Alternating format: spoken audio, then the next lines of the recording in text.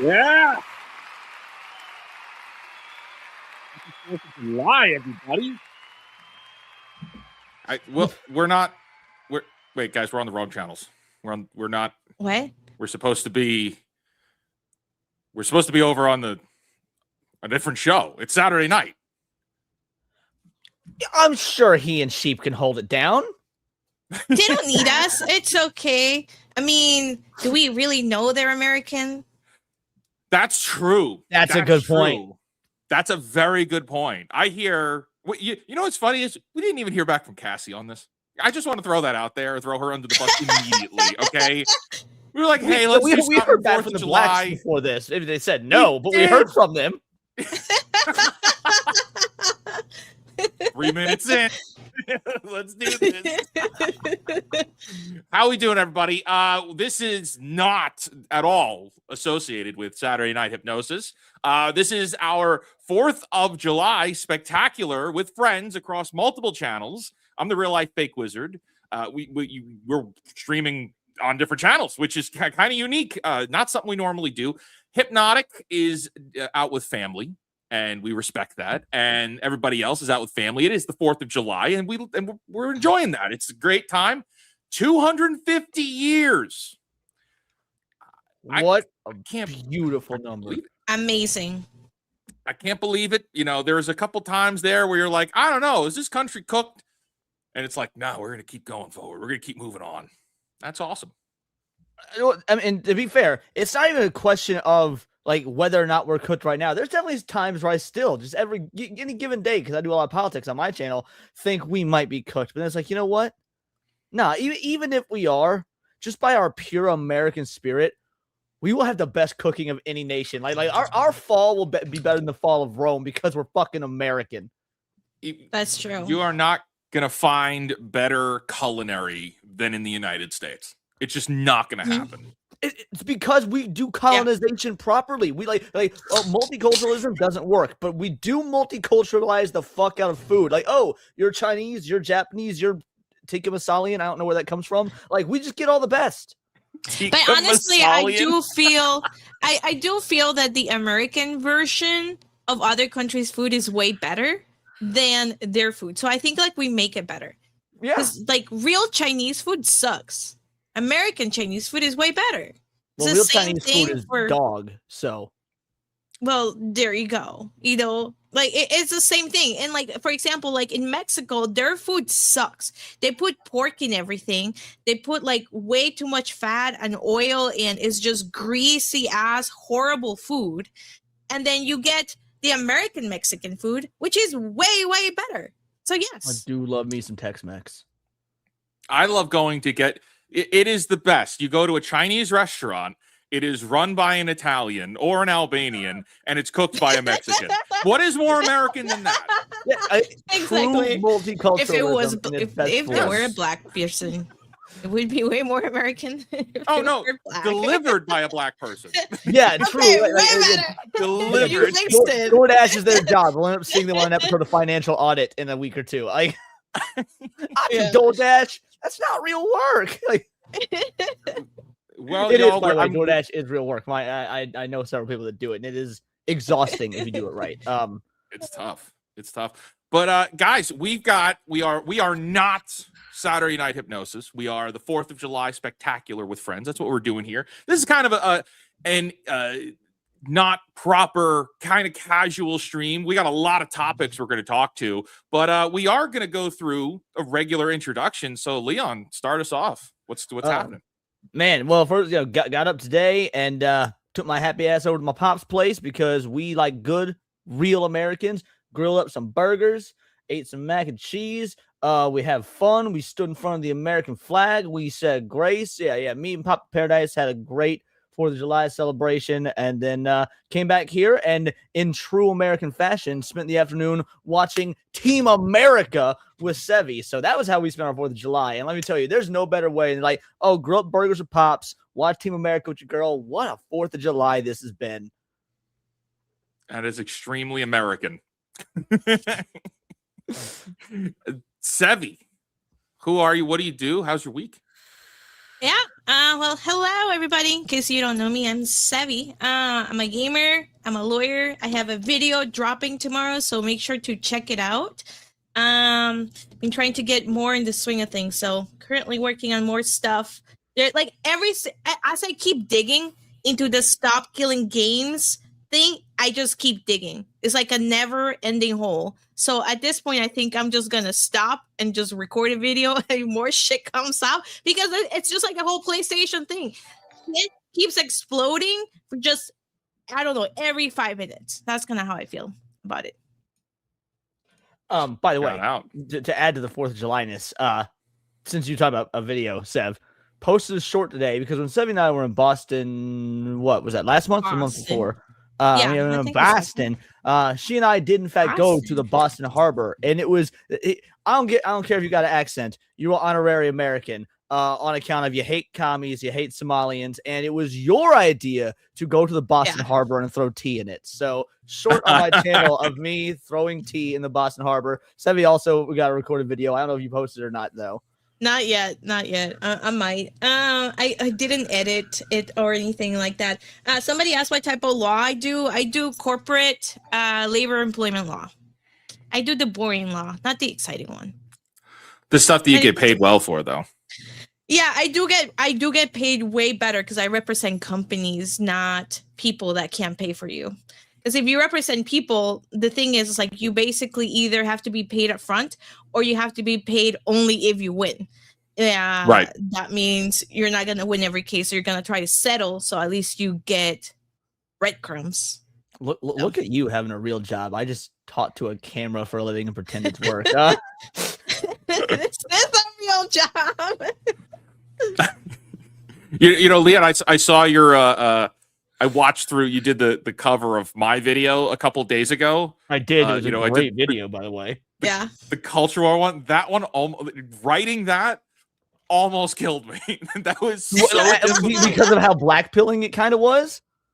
Until the end, I was like, "How am I gonna? I have to. It's blackpilling as hell. How am I gonna end this on like a positive note? But it needs to feel sincere." And I was like, "Man," because I could have just ended with like, "That's why it's important that we create the next thing." I'm like, "Nah, it doesn't work for this one." Well, Don Bluth said it best. I don't remember if it was in your video or somebody in my chat said it recently, but Don Bluth has a quote that's like, "It doesn't matter how bad things get for kids; they can handle anything as long as there's a happy ending." Like that was his concept about movies. I was like, "Damn, that's kind of how your video felt." That was an incredibly dark, blackpilling video, but it had that Don Bluth style happy ending. I said something similar on FNT yesterday, and then I saw in the comments like, "Oh, great, Wizards here to doom scroll again." To be fair, I actually don't think you're as what how do I phrase this? Because I don't want to make it sound like you're real you in your videos. Obviously, you are, but like you're not actually such a negative, dour guy off camera or anything. You laugh a lot, you make jokes, but by the same token, when talking about this shit, which we're gonna get into a lot of tonight, because the last 48 hours have been incredibly blackpilling, especially if you're a PlayStation fan. I don't know why you would be. But no, like it's. I don't know, it's that yin yang, it's that equal combination of like, yes, be happy, be positive and whatnot, but also reality's a thing. So, well, I fully believe it's like, okay, there's a lot of work to do. Okay, well, where does the work start? We have to diagnose what's wrong first, and that's going to be tough. That's tough to do. So it's like, all right, I have to get to the root of the problem. I didn't bring this up to you when we were watching it earlier, Sam. Yeah. But watching Team America earlier when they're all like, the Film Actors Guild is here to bring peace to America or to bring peace to the world. And I was like, like, dude, this movie's like from 2006 or something. And even back then, they're calling out all the actors for like being these performative douchebags that don't know anything about global politics. I was like, this is not a new thing. It just occurred to me. Yeah, of course they are. Of course they are. I mean, the whole thing. I mean, I think it is true, Wizard, what you were saying on. They're the movie's not for us. They're just trying to reform the brains of children. So going forward, it's a completely different generation, and they really forget about everything else. And that's why, like, I was so proud of my kid because I took her. I was saying this on the stream. I took my kid to a late night showing of Raiders of the Lost Ark. Not this past weekend, but the weekend before, because she was like, "Dad, I want to go see a movie with you." Because her and I do that, quite frequently. And I was looking through what was in theaters, and it was like nothing that was either age appropriate, or the things that were age appropriate were things like Toy Story 5, which I don't fucking want to see, and frankly don't want her to see. And when I say age appropriate, I mean she's almost a teenager. Like I let her watch T2 at like 6-7 years old. The point is, it was like none of this stuff is stuff that I want her to consume, just because it's probably got bad ideologies. But I was like, they're doing a one night only showing of Raiders of the Lost Ark, my favorite movie. I was like, all right, kiddo, why don't we go see this? And so when we left, she was like, Dad, that was awesome. I thought it was going to be boring. I just want to go see a movie with you because you're my dad. But that was actually awesome. I was like, yes, that's right, son. Yeah. Dads. There we go. Yeah. I'll have an AI image for that one. Need to quickly make one. It's going to be tough to do. Like, I can't do any AI graphics because I'm like producing the show. So I can't I'll do one. Which one do you want though? I'll make one. That's what we're going to need. Well, let's see. I'm sure there's going to be a few that come up on this show, man. But hey, all right. Before we get into it, because we got a lot of topics. And yes, we are going to do a Kotaku fact. We're going to start with that in a second. But I would like it, I think, if we get to the pre-stream legends. Yeah. And now I got to click the button.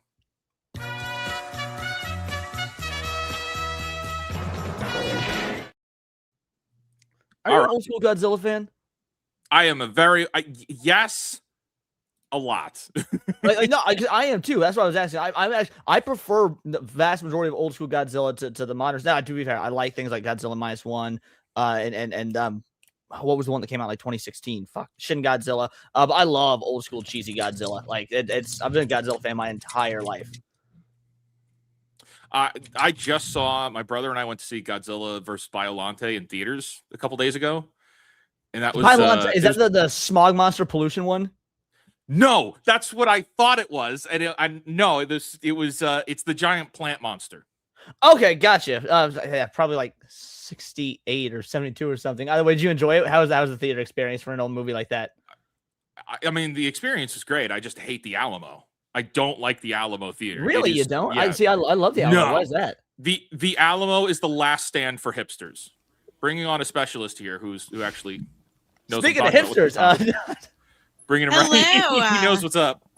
We're talking about Godzilla. I've been summoned. My man. Yes. Yeah. Yes. Well, what's going on, gamers? I saw someone comment something that I had to tag in for because I was like, "Oh, is that like? Oh yeah, step aside." Yes. Hey, that's breaking out the geezer. Hell yeah. No. Biollante was, I believe, 82 or is Biollante that late in the all right, cool. So it was technically it is the start of the Heisei era. It is the sequel to Godzilla versus Godzilla Returns, which was a very good movie. Biollante is where the Godzilla 80s movies go full on just like pure sci-fi, balls to the wall action instead of being like cheesy stuff like we just saw in the intro and whatnot. Because it's like I believe the last movie in the Heisei era is like giant monsters all out attack, where it's just like every Godzilla monster ever. It was like, what was that? So that was. Are you thinking of Final Wars? Okay, Final Wars. Final Wars. Giant monster all attack. Final Wars. You're correct. Yeah. That was 2004. That was like the Millennium era. But I thought that was the end of the Heisei. I guess I'm retarded. So the end of the Heisei was Destroya, where Godzilla dies, and it fully rounds out the whole thing. I love the Heisei era. I love the Showa era. Godzilla's the big guy. Gotta love him. But yes, no, Biollante is where it's like, oh, and Godzilla's here, but also we have like genetic engineering and psychics. There's psychics now. Did you know about that? And then they just keep going with it. It's great. I'd say my favorite is probably Godzilla against Mechagodzilla, which is not to be confused with Godzilla versus Mechagodzilla. They're different movies, but Godzilla against is I think 92 or 94, right in there. Yes, it was the late 90s, early 2000s, and it's not Mechagodzilla, it's Kiryu. Yes. Pause everything. I just saw pop up on my friends list right now. Atreus is at home playing Slay the Spire 2. Are you fucking serious? This motherfucker told me last night. Like, I'll be there for SNH. I just want everyone to know. Are you fucking serious right now? He is Slay the Spire 2 instead of streaming with us right now. What the fuck, that dude? That is so on character, on brand, but that's okay. All right, coming in, we're going to do the pre-stream. Well, actually, just the stream legends here. He's black. Leon, take over, man. St. Hugo with a 5-banger. Yeah, we should clear up. We are going to read through all of them because on our side, because we're multicasting to different channels, we don't always know where they're going. So we're going to read through all of them and give them all the time that they deserve. All right. So you got it. Back to you. Don't have to be American to wish you lads a happy birthday. So with a grenadine pouring out some sake, he gave the high seas emoji for my channel. And on the grand line we go again. Well, cheers to that, to the IRL Albert Wesker. Thank you, Hugo. Cheers. Yikes. The beer is trying to kill me tonight. King Demon Wing gifted 5 fake Wizard Live memberships. That's 5 more fake wizards in training. Thank you for that. Like fake apprentices, sorcerer's apprentices. Yeah. And then King Demon Wing became a member all on his own as well. Shout out, Demon Wing. You a legend tonight. Shout out. 46 and North also gifted 5 fake live memberships. Again, another 5 fake sorcerer's apprentices. You got your Nick Cage work cut out for you, or Mickey Mouse, whichever you prefer. More Wizard with a 2-banger. So it's an entire stream of Kotaku facts, right? You're not far off from what I can tell. Yes. It's a big topic, and we're just going to turn the Kotaku fact into the first topic. Shout out. Thank you, War Wizard. Adeptus Soto with a 2-banger. Japan is celebrating the 4th of July as well. Look, man, that's awesome to hear. So glad. Japan is like our... every now and again you got a cool little sibling because they just want to do all the same shit you do. That's Japan as of the last, several years. I'm okay with it. Shout out Japan. Shout out, dude. Hell yeah. The late plug on Monty Waters with a 2-banger. Greasy ass, been there, done that. Happy 4th. Well, that one had to be directed at me because they said greasy ass. Thank you. Bros Pros, which is a cool name for a 10-banger. Happy 250th, Wizard. Just want to let you in chat know that I'm now fully CompTIA A+ certified. That is awesome. All right. I passed my second exam last week. I've been celebrating the last week like a true American. Dude, those books are thick. The CompTIA. Boys. That's a difficult question. Well done. Shout out, brother. That's awesome. That was the longest clap click I could have done. El Merva with a 2-banger. Instead of a black fact of the week, we need a white one. Man, it's the 4th of July. Every fact today is a white fact.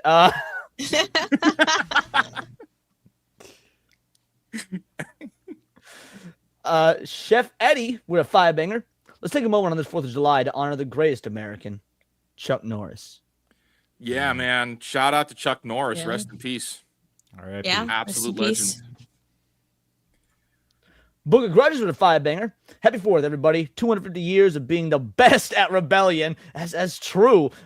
P.S. Yes. Leon, I was the one who called you gay on X earlier. Because you are. Love y'all. Okay, so your name doesn't matter on X is not the same as on YouTube. I was like, I don't even know who this motherfucker is or how he knows I'm gay, but okay. Which I'm not, by the way. How he knows the lore of me being accused of gay. That's fine. Thank you, Grudges. I want him to know it was me. I need to let him know I called him gay. It was me. Emo Lineal with a 2-banger. Beat it, Tom and Marv. This is the new crew. Wow. Beat wow, what? Tom. Beat who? Disavow. Tom and Marv are great. Beat who? Wow. He's quoting Michael Jackson. It's fine. War Wizard with a 2-banger. And we pay you for your work. I don't even know if that was meant to sound snide, but I felt like reading it in the snide voice made the most sense. Thanks, War Wizard. I feel it.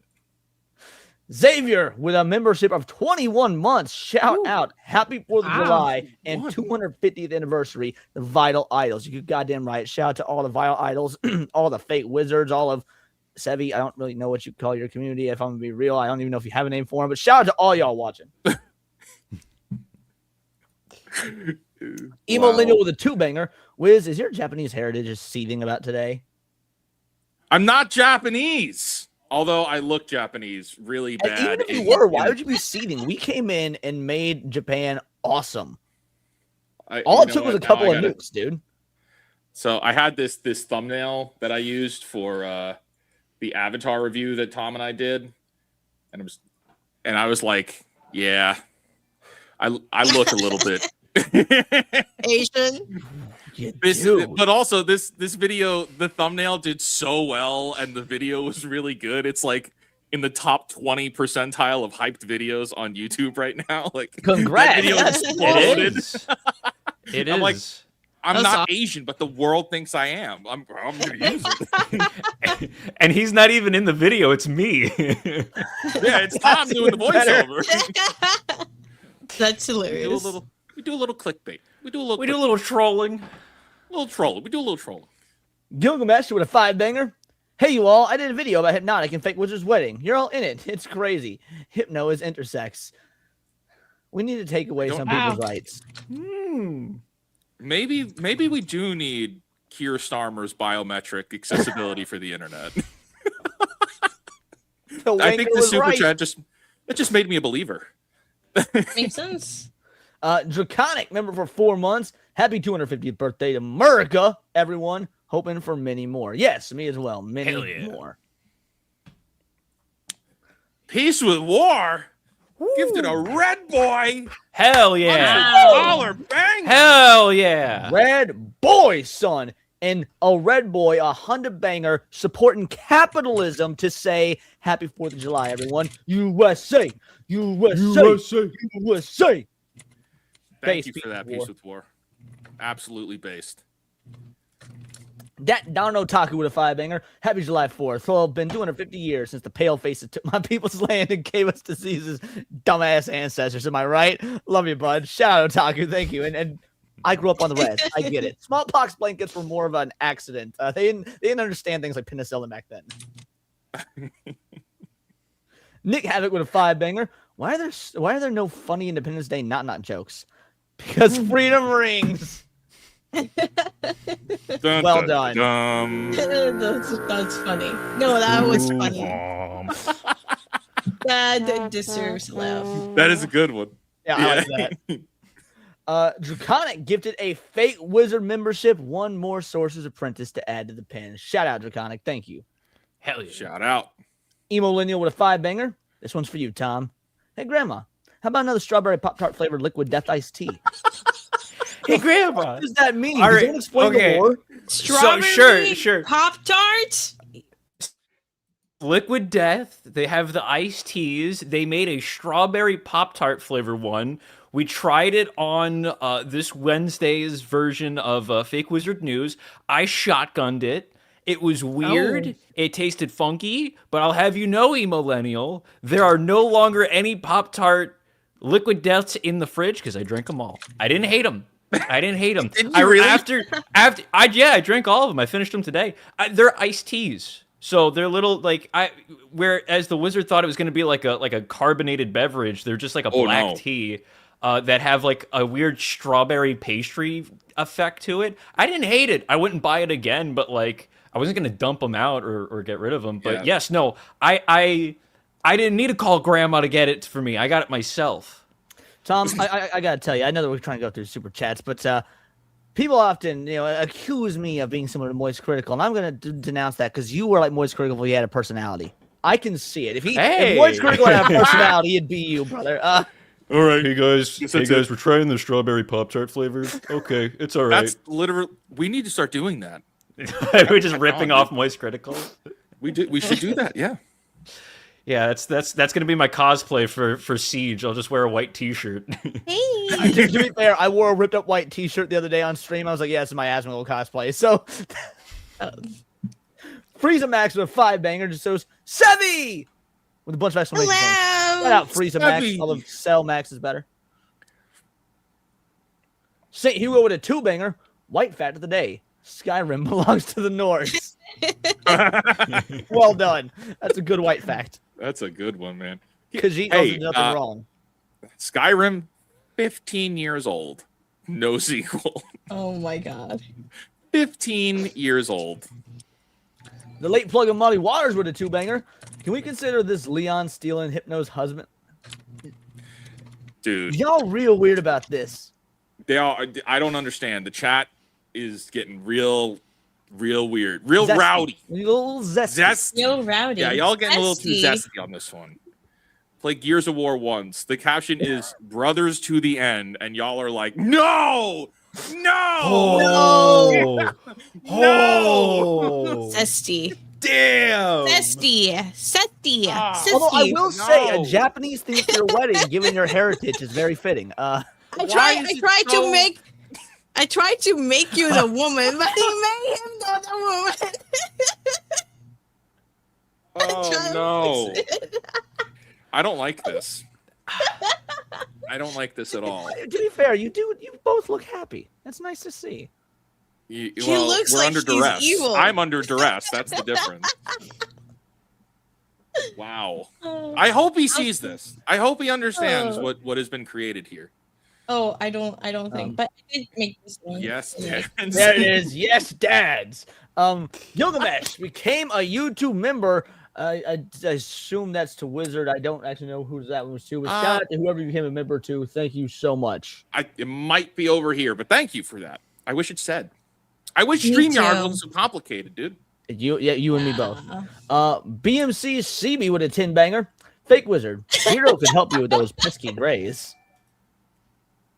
Oh, Beardo's taking strays. I wonder, you for is he that. using grays the same way that Badger uses grays, talking about non-members, or is he talking about your actual facial hair? Never know. Badger calls non-members filthy grays because if you're a member, you're green, and if you're not, you're gray in chat. So it's like gray aliens, but I don't know which one this means. Maybe that. Oh, Well, you so guys can see it. There you go. there seems to be a bit of a controversy on that one. So I'm going to elect to go with Badger's version. I like that because it would inspire people in the chat to not be filthy grays and become great greens. That's right. On all the channels, we're multi-streaming. Yeah. You got to become a member everywhere. Thank you for that. Butter Framed in Gold, gifting a membership on the Words of Paradise Inn. My crew, thank you oh so much, Butter. You are a fucking legend. I also saw you give it a game. Thank you for that. We'll be getting to those. Butter, you rock. The photo is real. It is real. It is real. In fact, hold on. Let me put it up again. Jason Nelson with a 2-banger. Wiz, do you have a jet black beard to upstage Beardo?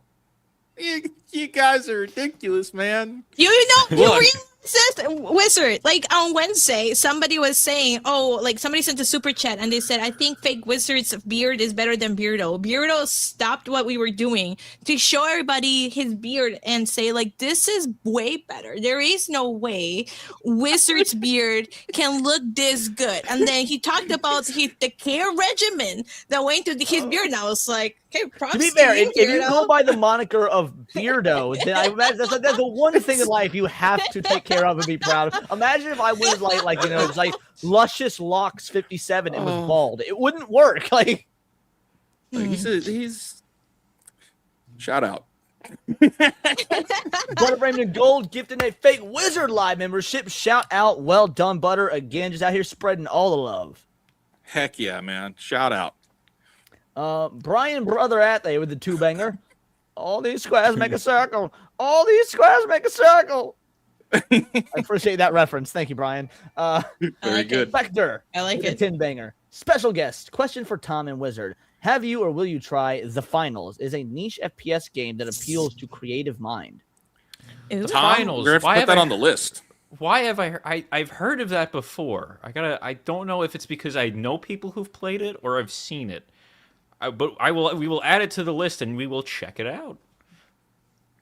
I can't answer because I've never heard of the game to my knowledge. So I have never heard of it, but we're gonna write it down. We've been like just play testing games and watching lots of movies, and after Siege is done in a couple weeks, we're just playing a lot. You know more what stuff, game? man. You know what game I introduced Leon to?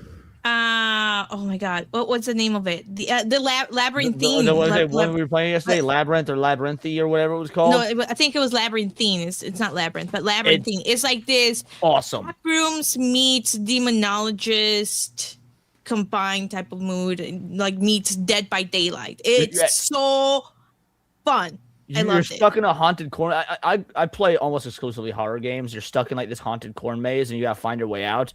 and it made me jump. I've been playing Resident Evil since I was 4 years old. Horror games, I've streamed horror games at 7. She's like, how are you not scared of this stuff? I was like, I've been playing horror games for 30 years. This one got me to jump. It was like, well done. Several times, and I was like, I wish we were streaming this so people can see Leon get filtered and scared. It was amazing. It do be like that. Gooch with a 5-banger. How you doing, Gooch? What's up, everyone? Happy 4th of July. See you in a couple weeks in South Carolina, guys. Yeah, this is the South Carolina crew right here. We're all going to be there. What? Yeah. Tom, I think we're going to be there. Yeah, Tom be there with us. Oh, man. Yeah, we are. Yeah, we are on like the the panel fake portal gonna be crew in South here. Carolina. Yep. And Leon and I are having a meetup too there on Sunday. We right are. before Oh. Wizard.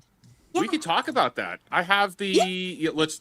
We might as well. Tom, can you bring up the Southeast Game Exchange website? Yeah, let me go do that right now.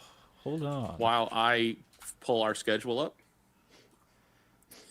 I'm so excited. Yes. So Sevi and Leon are gonna have a meet and greet so we all have kind of like one community booth that we're all going to be floating in and out of, but we wanted to all make sure that we all have dedicated times where it's like, if you want to meet Leon and if you want to meet Sevi, you want to meet me, like we'll be there at like for dedicated times. It's on specific days. So Sevi and Leon will be there Sunday, 1 p.m. Eastern at the main community booth. It's probably going to say like Fake Wizard on it because I'm the one that set it up. We're just living in it. Like, yeah.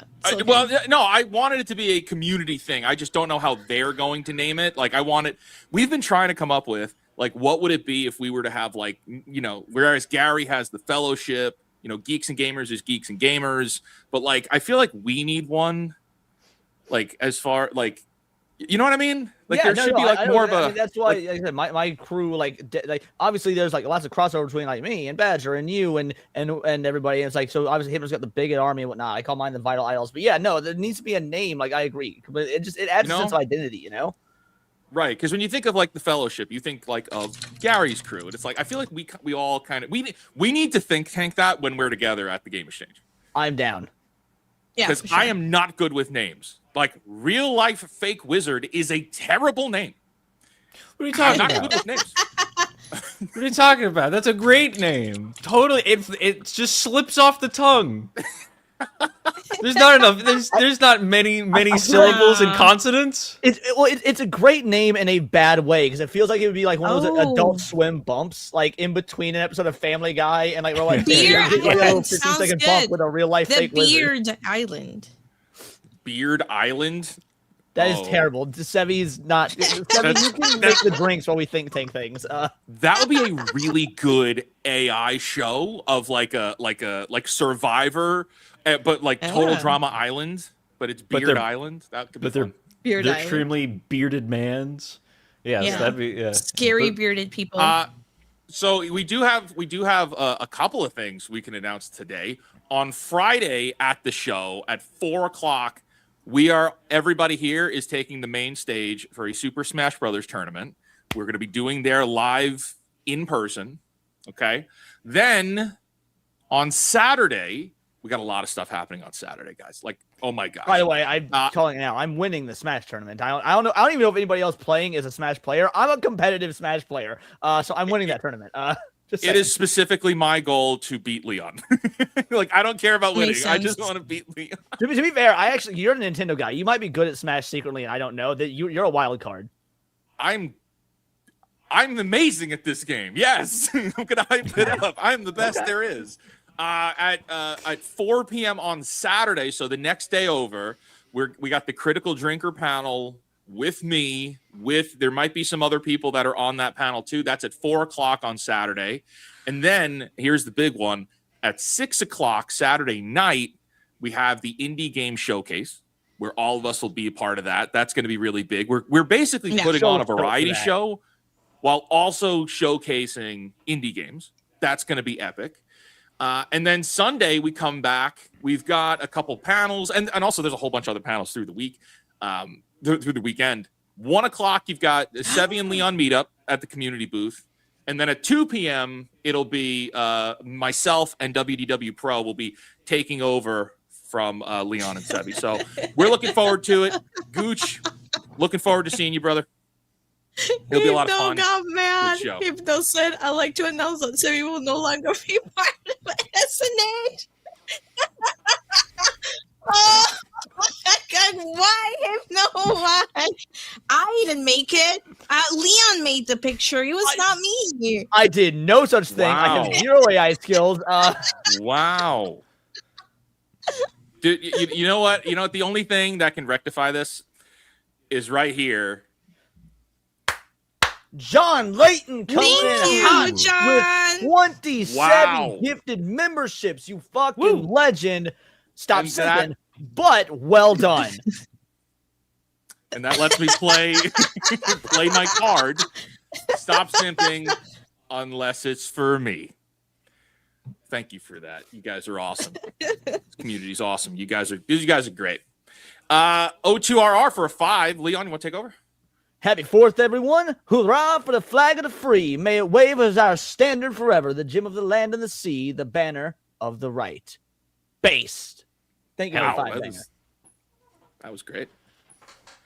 Blue Octopus for a 5 banger. Don't know how I feel about Hypno's boyfriends being together without him. How do you find a leopard in the dark? Use a spotlight. Okay, back to my nap. There's a lot going on in that super chat. You got your word count worth. Like, oh man. Gilgamesh with a 2 banger. Big Wizard, you're not gay in my video, but Leon is. So wrong your Gilgamesh. Yeah. But we respect it. at least, you know, the correct one of us is the gay one. There you War go. was over to 5 banger. Alternative white fact of the day. Skyrim belongs to the Empire. A united empire is a strong empire. Down with the Aldemiri Dominion. Wow. Yeah. Take down those elves. Fight. Real wife fake lizard for a 2 banger. Too much fake shit going around, isn't it? In it. In it. Yeah. Their profile picture is Mark Zuckerberg over it's Mark MySpace. Zuckerberg. That I darn love the internet, Otaku dude. became a member. Shout out Otaku. Well done. Thank you so much for the membership. Again, all on your own. You love to see it. Golden Apples with a 5 banger. Happy 4th of July. I released my game Lithium on Steam yesterday. Yes, well done. You've been hell working on yeah. that for ages. You've been giving us constant updates. It's finally, you got the green light a few months ago. It's out now. That's great. Feel free to, because I know you're in my Discord, feel free to drop a link to your game to advertise it in my Discord or whatnot. Other people can decide what they want to do in terms of that sort of thing. But promo away, because that's an incredibly important thing, creating your own content in this day and age. Heck yeah, let us know. Tom, write down Lithium so we could take a look at that one later too. You got it. Yeah, that one just came out. Butterframed in Gold, member for 7 months. I guess since you're coming to my state, I should try to go. Hell yeah, we would love to see you. Yeah, homie. come out. Come through. We would love to. Yeah, we would love to see you and meet you. Let's go. Kevin Huntze, I think is how you say Kevin that. With a Hunt. 50 banger, a pink Bitty. boy. Owen Benjamin wrote a book Yeah. about how to slay a wizard. Your days are numbered. Happy 4th of July. Wow. The moment he said Owen Benjamin, I was like, oh, there's going to be some anti-Semitism in here somewhere. Owen Benjamin is the I love primo it. example, by the way, of why not everybody should smoke weed. It broke him. We appreciate it. Thank you, Kevin. Very kind of you. Benjamin with a 5 banger. Hope you got air conditioning where you are, bud. Did Carlos Hypno III probably bail on don't. Treason Day, or did he get caught El Presidente? Also, happy Treason Day, colonists. Happy Again, how's that Treason air Day. conditioning? I am Yeah. proud. If that's the case, I'm proud that we committed treason because we are way better than the UK. Just saying. Can we get a 78 degrees in the chat if you have your thermostats on 78 degrees? Can we get a cool, crisp 78 degrees? Cool, crisp 78 degrees from everybody. All right, and coming in over on Sevi's channel. BMC Thank you. with Woo! 10 gifted memberships. The simping don't stop. Thank you, BMC. You got a heart. Thank you.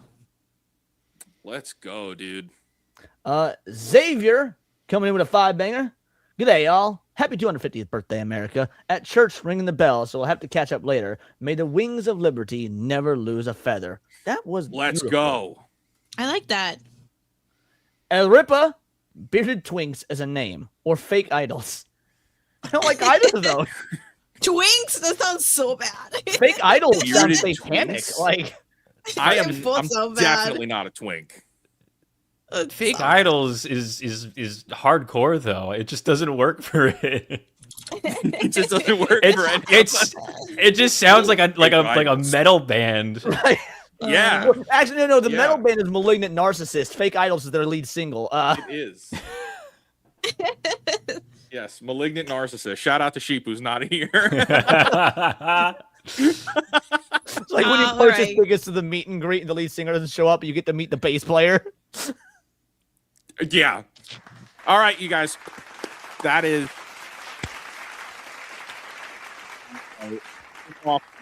You're underwater. Back. You do know that if you click on it again, I think it stops it, or you can just stop it yourself manually, so you don't have Am to I wait back? like, 10 back. minutes You're back. for it. I'm Yeah. back.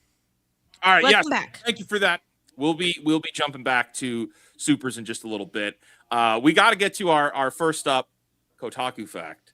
Let's of the day, go. which is our first topic of the day, which is coming to us from Kotaku. Guys, Marvel TOKON Fighting Souls is blocked in 132 countries on Steam as fans continue questioning Sony's commitment to PC. So it looks like Sony is doing the same thing again that they had done with Helldivers 2. They're blocking Marvel TOKON, which is, I mean, it was supposed to be like this really big deal, and it was supposed to be multi-platform, available everywhere. And now here we go, blocked from 132 countries because you need to have your PlayStation access point. I think this is insane. I think this is going to hurt the game, like by a lot, because like myself, I was planning on getting it so that we can all play it. I know a lot of the other guys on SNH, they all play it.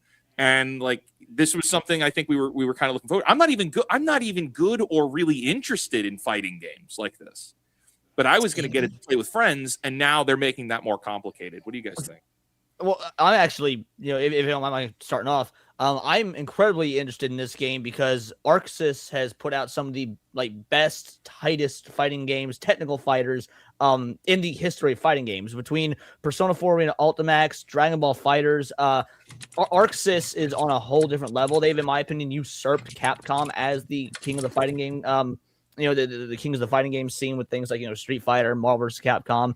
And the tournament scene around these sorts of fighters are insane. It's a scene that I've gone to many a tournament for, regardless of, for a myriad of different titles.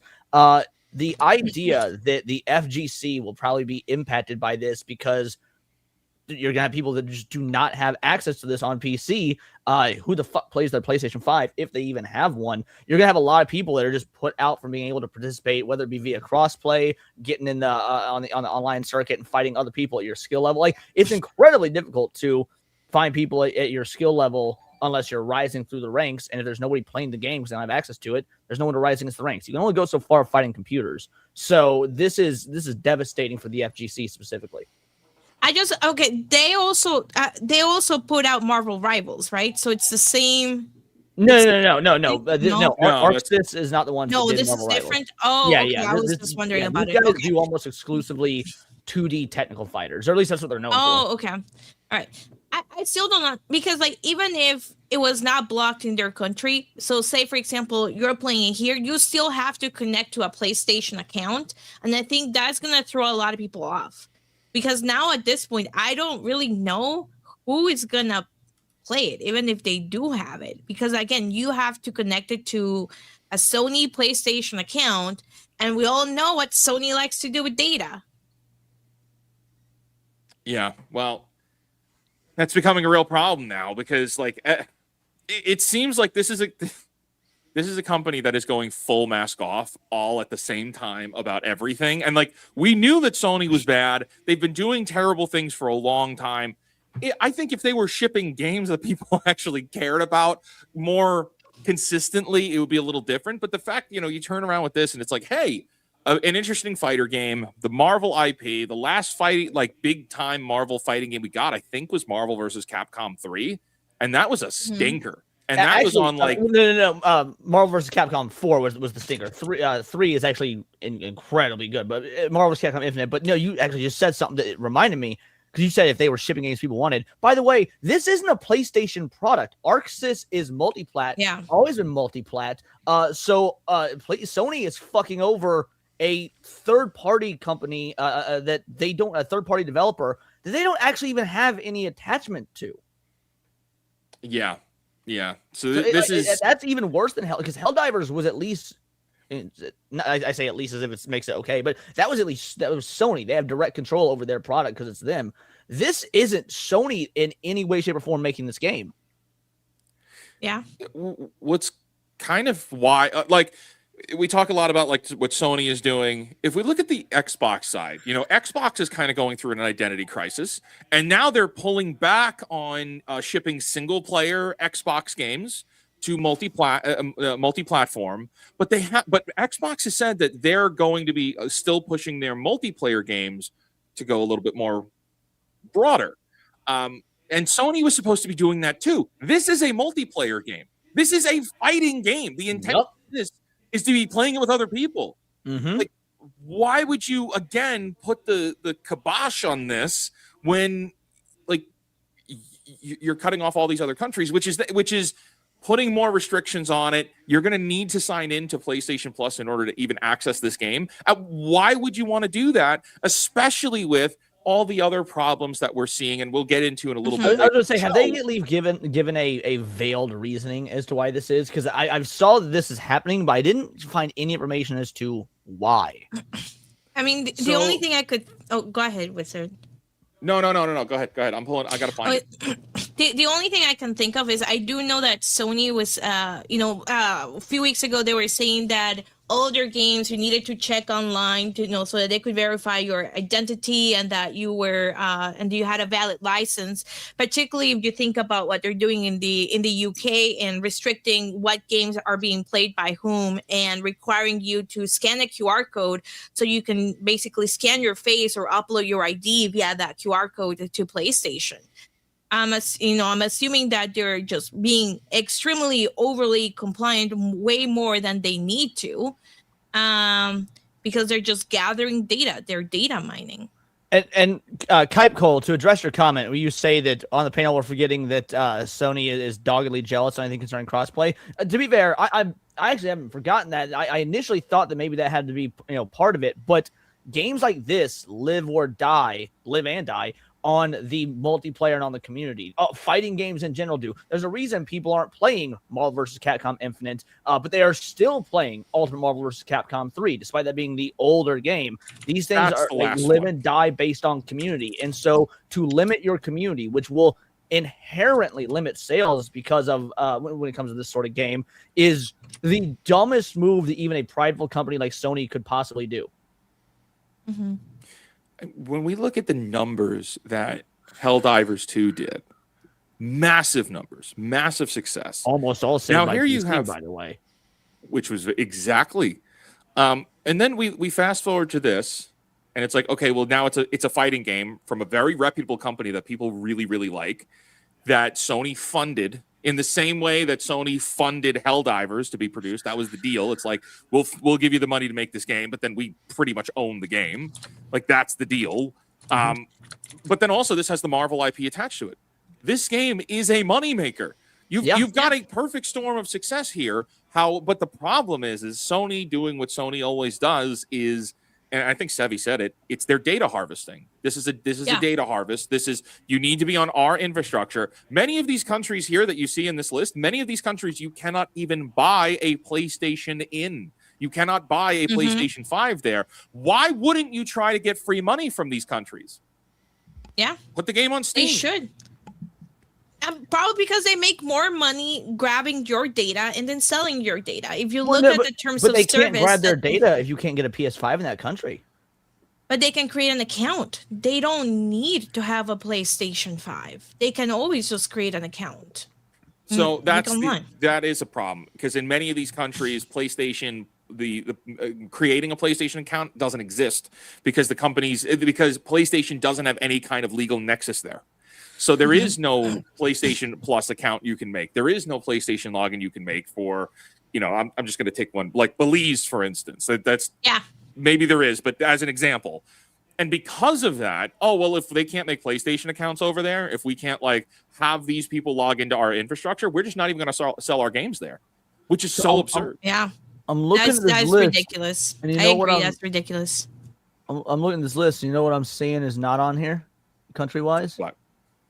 Anything in the east part of Asia, South Korea, Japan, the places where these fighting games have a huge FGC fund. Oh, I didn't realize that wasn't the whole list. Okay, hold on. Let's Oh no, I had to scroll down. Yeah, North Korea's there. North Korea makes sense. But I see no South Korea. I see no China. I see no Japan. Again, so it like they're obviously being like the places that have a strong FGC presence. There's just a lot of Middle East where these fighting games and there's actual communities and scenes where there's money to be made. Those aren't on this list. Yeah, I guess the difference now is this is strategic. This isn't a mistake. This is strategic. They didn't put out a notice about this. They didn't put out any announcement. This came from people looked at the Steam DB chart that we're looking at right now, and we're like, oh, wait a minute, this is the same problem Helldivers had.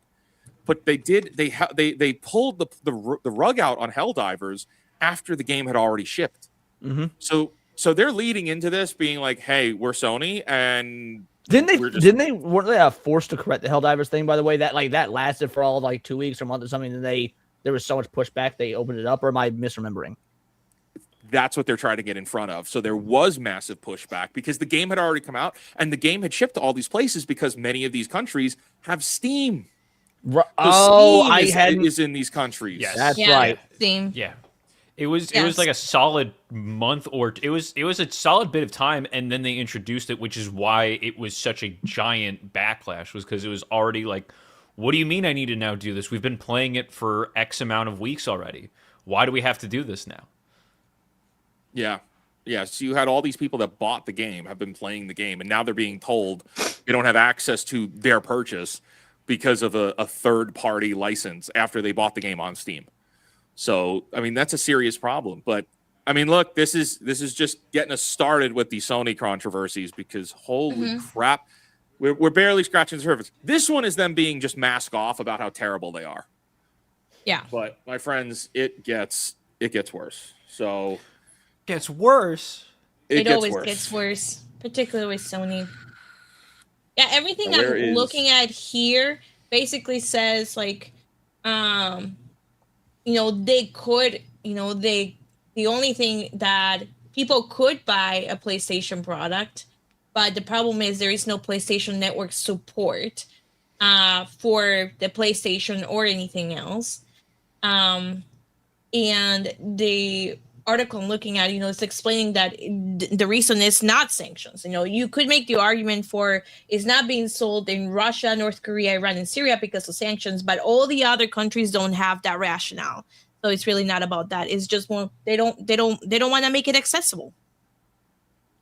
And they don't want to make it accessible because you want this very popular, well-made fighting game with Marvel characters? You can get it on PlayStation 5.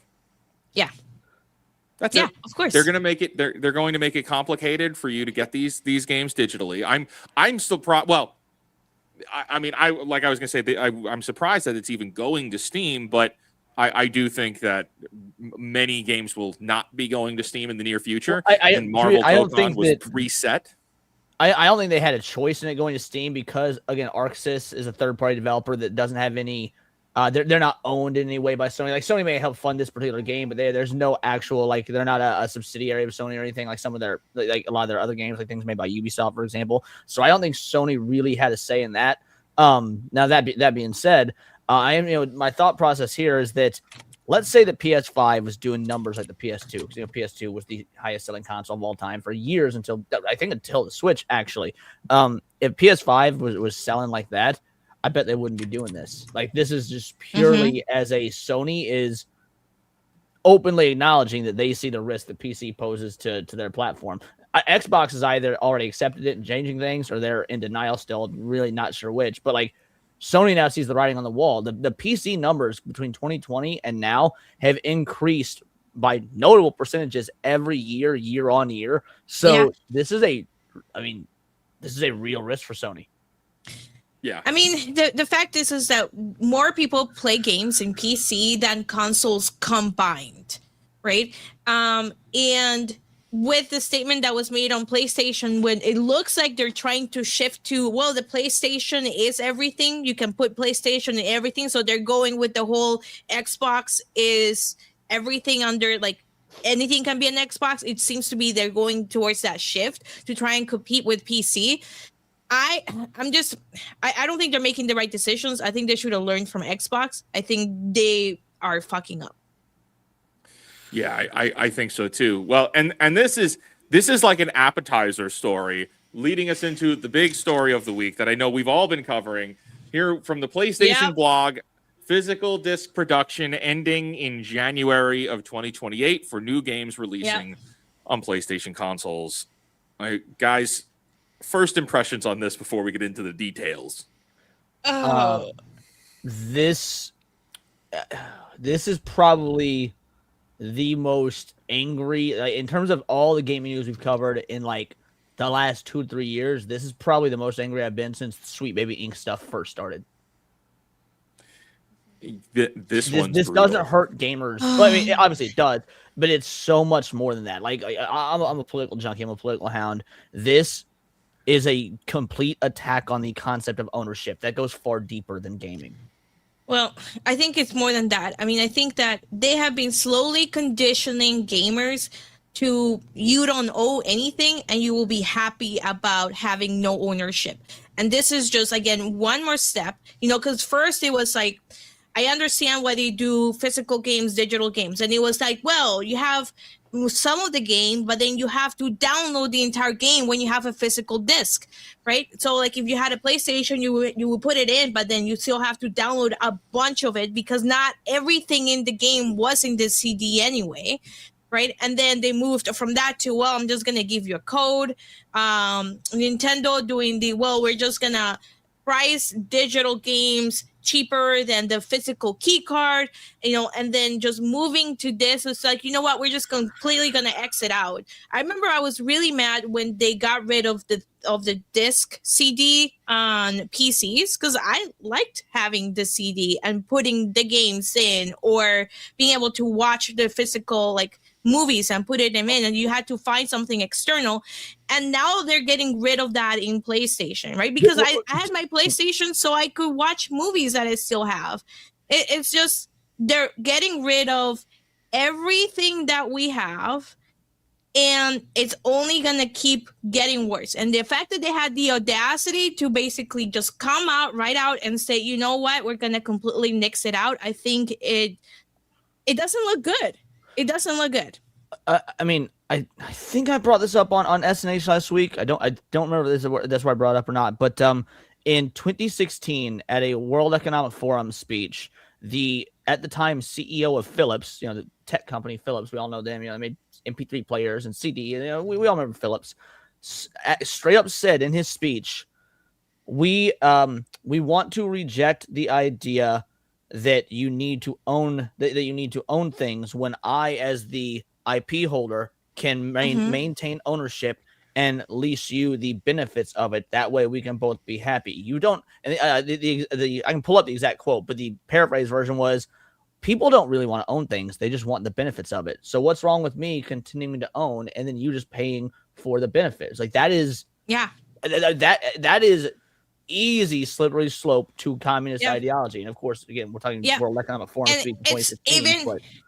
And it's even crazier because, and this came on the heels of PlayStation getting rid of a bunch of movies that people paid for, and PlayStation and just removing them, and then games that people paid for and they just removed it. Because, of course, they said, hey, you signed the terms of service that said this is just a license and we can get rid of it whenever we want.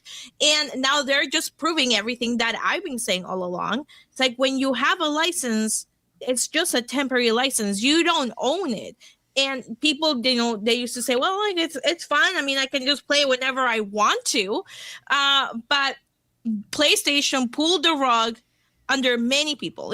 When Apple has done this, because Apple has removed a lot of movies and TV shows from their catalog. Apple keeps it for you if you paid for it. How do I know this? Because Apple has removed many movies and TV shows that I bought, but I still have access to them and I can still watch them. They just removed them from the catalog. Yeah, so delisting is different than taking away something that you but purchased. Sony removed it completely outright. And based on that, what they were basically saying is like, well, we legally can do this because you just bought a temporary license from us. We are the ones who own it, not you. Yeah. So I found the exact quote.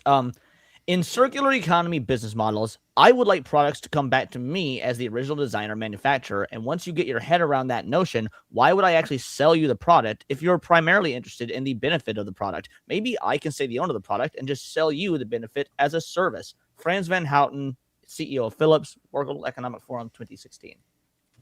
Yep. You will own. Why does this keep coming up with Sony specifically? Like even Xbox isn't as hostile about this as Sony is. Right? Oh my God, Nintendo has everything vaulted and they're nasty about it, but at least they released their games. And this isn't to give Nintendo a pass. I don't know. This isn't to give Nintendo a pass, but with Nintendo, it is IP protection, which I still think is ridiculous. Japan doesn't have a concept of fair use, but like with Nintendo, it is proprietary products and IP protection. Disney has done that frankly since any of us were even born. We've all heard of the infamous, the Disney Vault, things like that. What Sony is doing doesn't even it's not IP protection. So I don't know any what reason this could be beyond ideological. I don't want to turn this into a conspiracy theory show, but I can't find any other reason beyond ideological and forcing a different worldview. So when it comes to these movies, Sony has to pay a licensing fee to sell them. They have to pay stock, like more or less stocking fees, but it's not really stocking fees. There would be another name for it. But essentially, Sony is paying to host these movies on their store. Like it's part of an arrangement.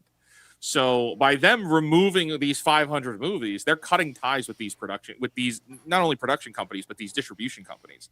So they're cutting ties with, I think it's Warner Brothers that has, like, it's mostly like one particular company. So, Terminator, for instance. Yeah, Terminator, Sharknado, RoboCop, Dead of Night, Evil Dead, whichever company makes these, and I wish I should know, but I don't. I don't. Evil Dead would have been not Miramax. Fuck, I know who does. You see what I mean? Like it's one of those. It's one of those. But that's their ending ties with that company, and then no longer selling those movies, and then not having to ever pay royalties or anything for the people playing the movie having bought it on their store. And it's one thing to like. I'm sure everybody on the panel, except for maybe Sebi, knows the movie Dogma, right? Kevin Smith's movie Dogma. Of course. That movie for many, many years, you could only get on DVD and it was incredibly expensive. It never got like a Blu-ray update or anything because there was licensing issues. Now, not making an updated version or putting out a Blu-ray release due to licensing issues is one thing because you could still purchase the DVD on the secondhand market. And I've got my copy just sitting over there because it's a great movie. But at no point when it was anybody like, oh, well, this movie's going through licensing issues, so we're going to send the Pope over to your house to confiscate your Dogma DVD. The destruction of the secondhand market is there's nothing. I don't know how to fight against that or how to be like, yo, this is something that needs to be fixed because these companies don't want a secondary market. They don't because they want complete control. And there have been what's been very nice is all of the people posting, and I know Kate has been doing it, and a couple other people we know have been doing it, posting like Amazon and Walmart listings for games. And it's like, hey, Astrobot, $32. Hey, God of War Ragnarok, $45. And then you look at the listing for that game on the PlayStation Store, and it's full price, $60 or $70. It's like, that's insane, right? And that is what they're taking away. If Sony is successful with this and they don't feel the pinch of a boycott, they don't feel the pain of customers fighting back, or like giving up on PlayStation, which is what everybody should be doing right now. Everybody needs to do it. Abandon PlayStation. Like our lives depend on it, because as far as gaming is concerned, we kind of do. They do. Our lives do depend on this. This is a huge shift. It's just so difficult to do, to produce a boycott when, like, in my example, I don't purchase from Sony anyway. I'm not a console gamer, right? So, like, there's nothing really more that anecdotally that I could do. So I already didn't buy a PS5. I already don't buy Sony products in general. So, like, I can, retweet about it and make videos and stuff. But how do you get the people that actually are these, Sony fanboys, these ponies, actually out there and be like, oh yeah, this is an actual issue? And what's crazy is, like, if we, in the fine print here, this transition has no impact on games that already released or will be releasing prior to January 2028. Shit, Sherlock. Like, yeah, that's retarded. That's a retarded statement. But there's something to be said about that, right? Because God of War Ragnarok, for instance, they're still printing that. Yeah. They're still printing those games. They're still restocking when companies are when distributors are or when storefronts are buying more of them. Like, there's not a fixed amount of Ragnarok out there. There's not a fixed amount of Astrobot. Essentially, Sony is still producing those, but now they're going to stop producing them. So boom, right there, and that is why, like, retro games have shot up in price like crazy right now, and which is insane because it's not necessarily about them. But that is why getting physical even PlayStation 5, PlayStation 4 games is going to be hard to do. Well, it's going to be more expensive because they're legitimately stopping everything. Yeah. It's this line here is bullshit. It's a lie. It has no impact on games that are already released. Bullshit. You're going to stop printing those. Let me juxtapose this to you. Do you know when the last PS2 game, like, it was actually disc printed and shipped? Do you know what year it was? I don't. 2014. Remind you, the PS3 came out in 2006, but they kept making new content for the PS2 all the way to 2014. That was 12 years ago. Like, that's how far Sony's fallen in just a 12-year time gap. They went from continuing to support the PS2 8 years into the life cycle. 6 years into the life cycle. No, it was 8 years of the PS3 to now they're just taking away all your physical shit, period. Yeah. It was 2013 the PS4 shipped. Was it really that long? 2013? It was 2013. Yeah, last game for PS2 was FIFA 2014 in 2014, and they put it out on PS2. Oh my gosh, dude. This is all right, so this is like the introduction to, I mean, this is like first course because it gets worse here. So now the kickback from this is that everybody's been going crazy trying to get access to disk drives. Because remember, they've been shipping all of these consoles digital only or without disk drives. You got to buy the disk drive extra. And now the demand is so high that Sony is limiting PS5 disk drive purchases to one per order amid surging demand. And allegedly, it's being reported now that they know about it, that Sony is aware of the increased demand, but they don't necessarily have a plan on how to handle it. So now... Well, it's funny because... There's two things about this. One, if there's an increased demand, that should tell Sony that clearly people still want physical discs. But Sony's not going to care about that. They've already started this plan. They're probably going to continue it. But also, the reason there's it's not that they don't know how to handle it. Maybe they don't know how to handle it. But the secondary issue is that the reason they're limiting it to one per person is so that they don't have, scalpers on the market because, like we said earlier, they hate the fact there's a secondary market. Like, if someone out there could buy 5 PS2s with a disk drive, Sony gets that, whatever the cost of 5 PS2s, I meant PS5s, whatever the cost of 5 PS5s would cost, Sony gets that flat rate.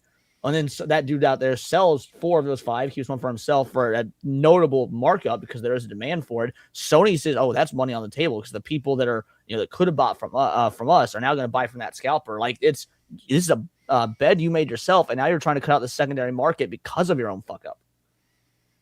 Yeah.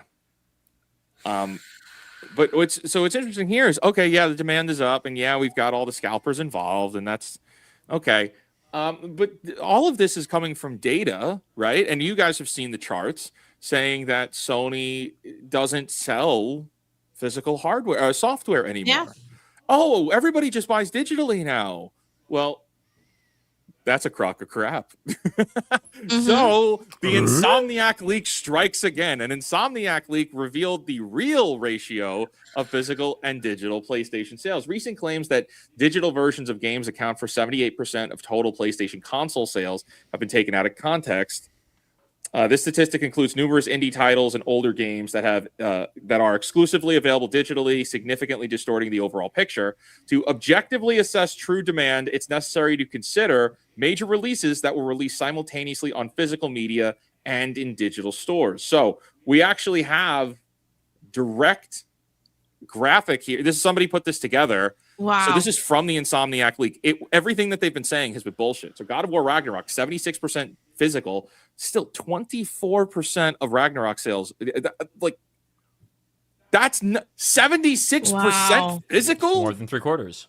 Jesus. It's 1% more than 3/4. Lego Star Wars Skywalker Saga, 63% were physical sales. Astrobot, 55% physical. Spider-Man 2, 54. Assassin's Creed Mirage, 49. That's an Assassin's Creed game. No one cares.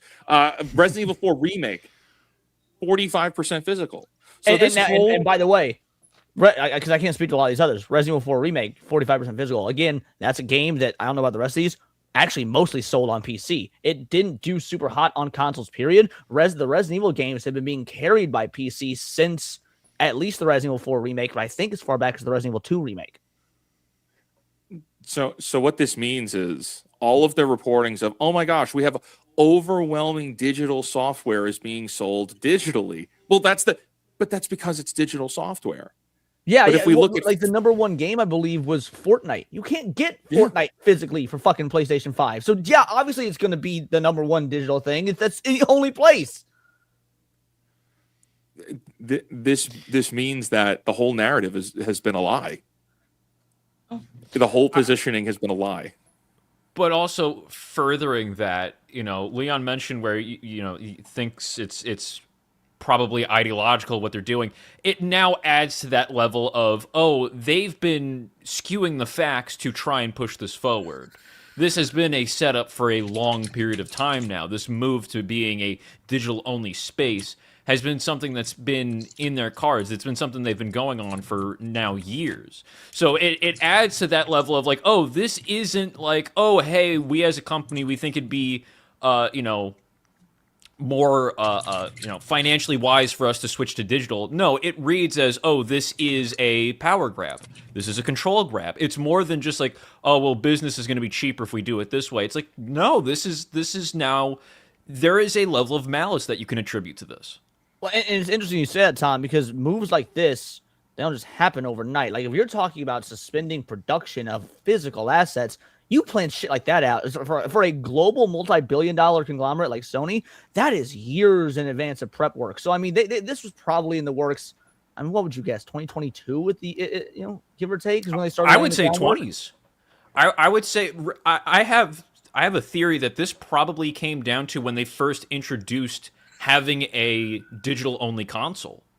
Why else would you have released the PS5 with two versions if this was not the play from the get-go of, like, PS4 era? What, like, realistically, why would it would have made more sense if you were going to, like, it was the like with the analogy of the frogs in the boiling water. You start to turn it up a little bit, but they don't notice it. It's the frog pot. That the PS5 releasing with a digital only version was the turning up of the heat. That's where it really started. And it's marketed as, this is the more cost-effective version for the consumer. It's blatant lie of it being more consumer-friendly in your face. Literally, last week, we joked about it this week on Wednesday of it's like we called that they were going to do this. But I remember saying, what we may be looking at is PS6 is going to be digital only, and they'll sell a disc drive as a secondary item that they're going to charge whatever for, and that's how they're going to accommodate the physical medium. No, they're actually just cutting out the middleman entirely. They're just going straight to, Yes. well, we're just not going to do physical, period. We're dropping it entirely. It is now you can now only get through digital. Which and It's there's just disappointing. I would say also with specifically with the games that are listed here, majority of the games that are higher physical numbers are Sony exclusives. Jedi Survivor you can get that on all consoles, so it would make sense that, hey, it's not going to be primarily physical because it's like, oh, you can get it anywhere. There's less of that incentive for it being, digital or physical. God of War Ragnarok is your PlayStation exclusive. It's something that you'd want to have the disc for. You're completely now cutting that market out entirely. Well, and it gets... Guys, it gets worse. There's another layer to this one. Before wait, there's more. Is there Yes. any point in this stream you're going to say, but it gets better? Well, yes, I when we get back to the people. Oh my god. This is I'm not sure. This is like an evil Billy Mays infomercial. But wait, there's more. But wait, there's more. It gets even worse. Great. Yeah, it gets... I can't wait. It gets certainly interesting. Here we go. Sony is shifting the EU disc factory to optical micro lenses production. Wait, so okay, that means... Oh, yeah, I saw that. I'm not super tech wizardy. Like, what's a micro lens? I'm actually asking. Well, so I figured, because I've heard that it could go to different things, so I don't know exactly what it's for, because you could use this for a couple of different things. Okay. So Sony is winding down its PlayStation disc production in Europe. Its factory in Austria, once a disc powerhouse, is being repurposed to produce optical micro lenses instead.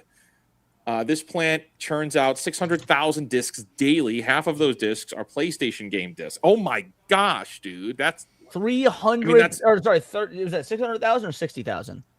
600,000. So 300,000 PlayStation discs are being made per day. Oh. Now, again, God of War, that was 76% physical. How is this not clearly something that's obviously in demand? So my understanding is that the micro lenses are for the older PlayStations and not for the PlayStation 5. In terms of like the discs. Well, because it depends on if it's being used for a player or is it being used for like a camera. So that's what I'm trying. I don't know which one, because it would be Sony is huge in the camera market as well. So because Sony's and to their credit, Sony makes dynamite cameras. They do. And they're super expensive, but they make. If I didn't have everything Canon, like I have Canon cameras, I would absolutely get Sony, because it is actually worth it when it comes to cameras. So Sony expects disc production there to fall to just 10% of. So that means, and this is something not enough people are talking about. This is going to kill discs too for movies. Yes, movies are blue because it's the same discs. The same disc that powers a game is the same one that has the 4K movie on it. So movies are dead too. Yeah. Yay! Your friends at Sony are really looking out after you.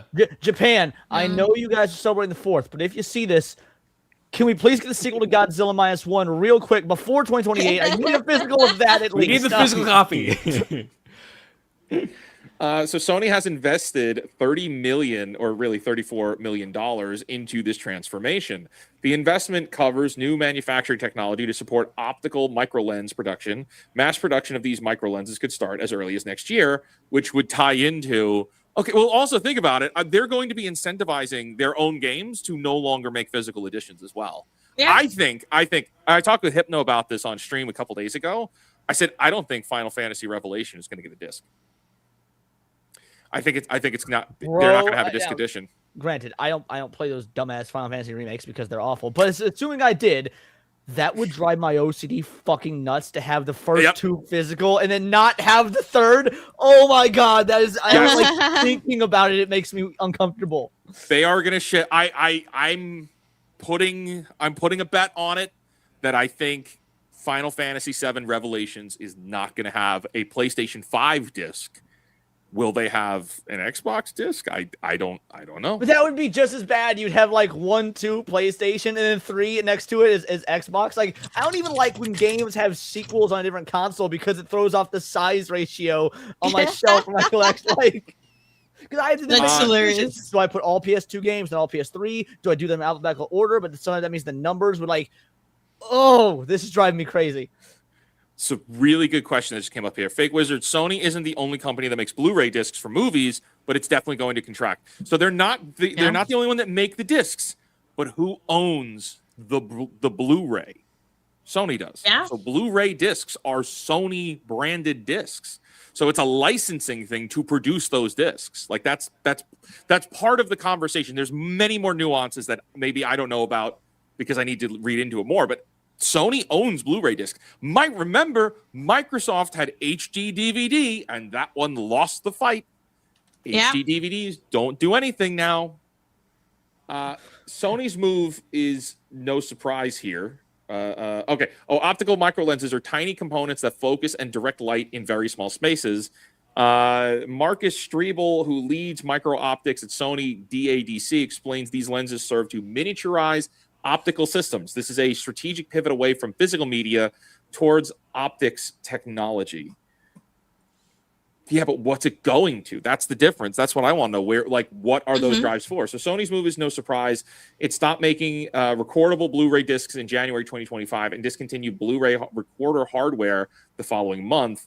Digital sales now dominate. About 80% of PlayStation purchases are digital, but we just went through that. That's not entirely right. That's true. not Like, accurate. what are those 80%? Like, what is the 80%? Let's see. I think everything just covers more of the digital media here. But so that's the deal now. So they're pulling away from making discs, and now it's all going to be for these optical drives. Though I think we're going to need to figure out what they're exactly for. But man, I don't know, dude. What are we supposed to do? Sony is gone full mask off. They're totally evil. Now, I will say, because I've seen a lot of folk on X be like, oh, I blame Rockstar for this. Oh, I blame guys, this has been the pipeline for so long. And I'm not trying to give Rockstar a pass. I'm vehemently anti Grand Theft Auto 6. But like this is a far larger, like kind of like how people are like, oh, blame Frost for the failure of G4. Nah, that shit was gonna fail no matter what. That was not. It's funny to laugh about and meme about, but this is just pure. I mean, like you said, Sony being evil. Mm-hmm. Yeah, that's all sorts of level crazy. Well, there is one more, but I don't want to get to that yet. We got to get back to the people. It's been too long. Should we do gift of games? We could do. We got to get back to supers, and we got to do gift of games. Let's do that. Wait, where'd you get that piano? Before we do, can I tell a story real quick? Just because I don't watch SpongeBob, I don't like it, so I've never seen that clip before. One time I was hanging out with my buddy in high school, and his drunk uncle was over there, and we were musicians, so he was playing on the keyboard. And his drunk uncle was laying on the bed, and he just goes, "Hey, hand me that piano!" Like about an electronic keyboard. It just reminded me of that. I thought that was great. Hand me that piano will forever be in my mind.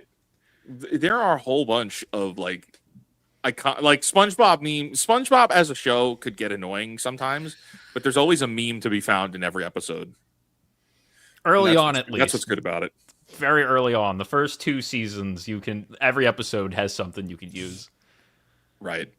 All right, let's get to these supers here, and then we'll do some gifted games. Spectre for a 2-banger. Fake Guild. Fake Guild? The problem is every time I have fake in something, people put their their nose up at me, and they're like, "That is such a stupid name." Well, not only that, but like I think people need to understand. Like when we talk about the Fellowship, the Bigot Army, like the Vital Idols, it's always addressing the members of the community, not really us or not. It's got to be something that. What if you just have the real audience? What if you say the real guild? Is there the real ones? The real guild?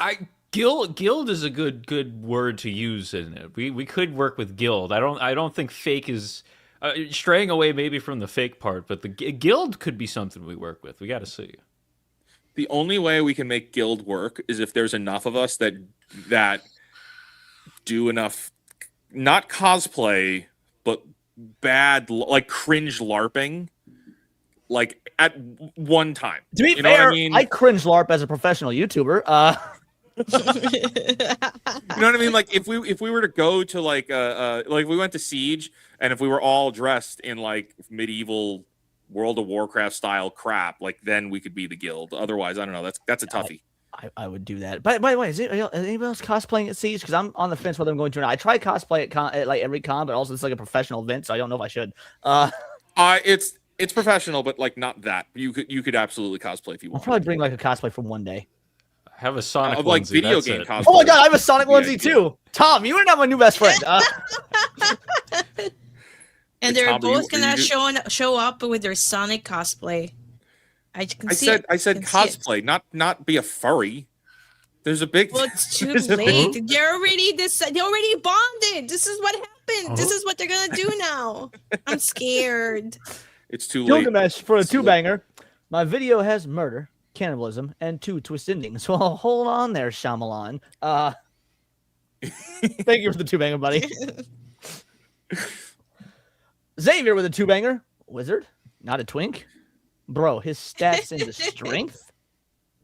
Yeah, I'm definitely. I think your stats would go into wisdom more than anything else, actually. Wisdom and intelligence.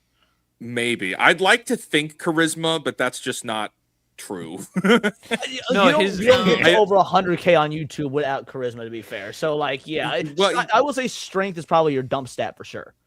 But you're tall, but you're lanky. His strength stat was a racial bonus. That's true. That is true. Yeah, that's funny. That makes sense. Binge it then with a two-banger. Sony just want to be a dead company. Well, they don't want to be, but that's frankly, I don't even think that's what's happening. It may not be for too long. That Don Otaku with a two-banger. Fake Vital Wizards or just Vital Wizards. Well, no, because I mean it's more than just me and it's more than just us. That's the thing. It's got to be more than us. Like LawTube has LawTube, and it's just like all of the lawyers are. Oh, you're a lawyer on the internet. Like Sevi's part of LawTube. Binge them with a two-banger. I just want Tekken 5 on PC. There's ways to do it, my friend. It might not be on Steam, but there's ways to have it on PC. El Murboff with the two-banger. You also saw Sony TOS on inactive PSN after 36 months. Yep. I think we'll be covering that as well, won't we? Yeah, spoilers, dude. But wait, there's more. And you thought we were done with Sony. Psych.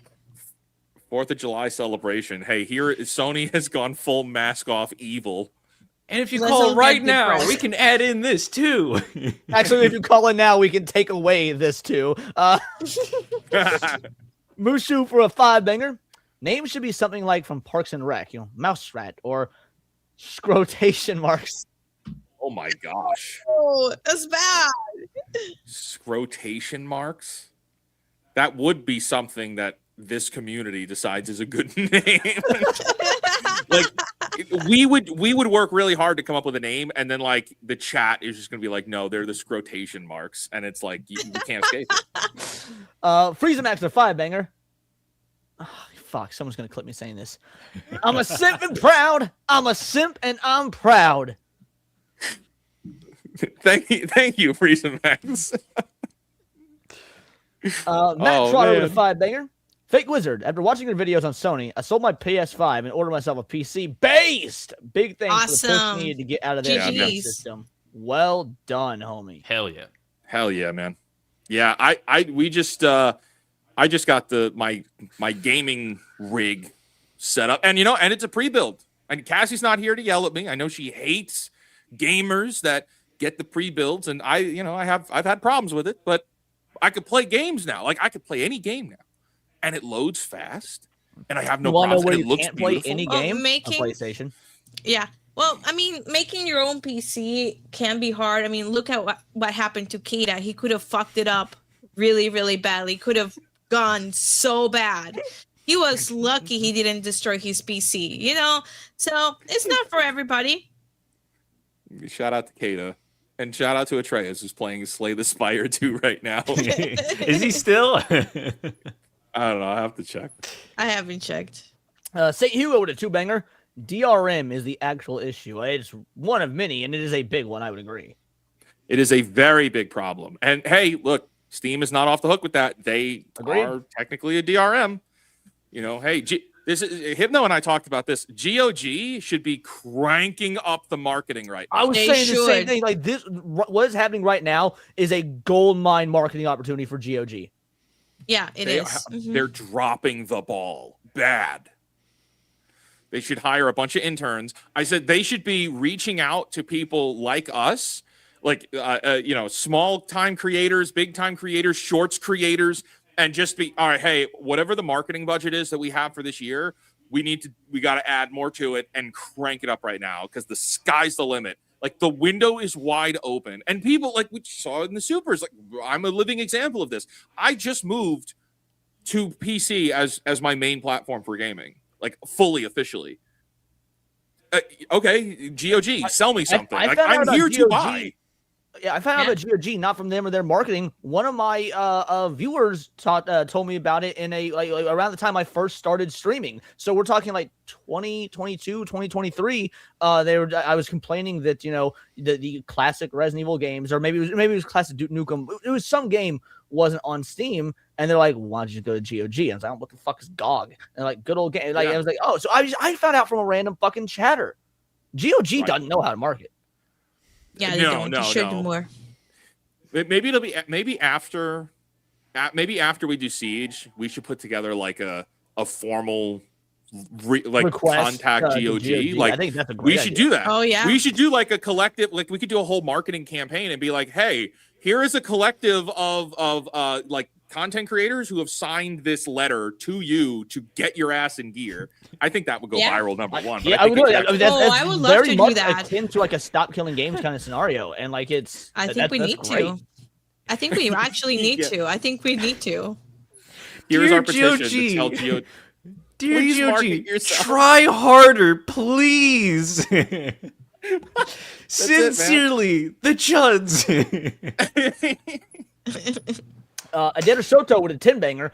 Sony is not going to wait. They already started doing it, restarting their company for making Autocar and retaining them. They're not going to wait until 2028. They're wrapping in quickly. Yeah, so I actually wanted to ask your opinion on this, Wizard, because I think the same thing. That 2028 is more of a guideline, but if they can push it out sooner, they will. I think they're actively probably trying to do that.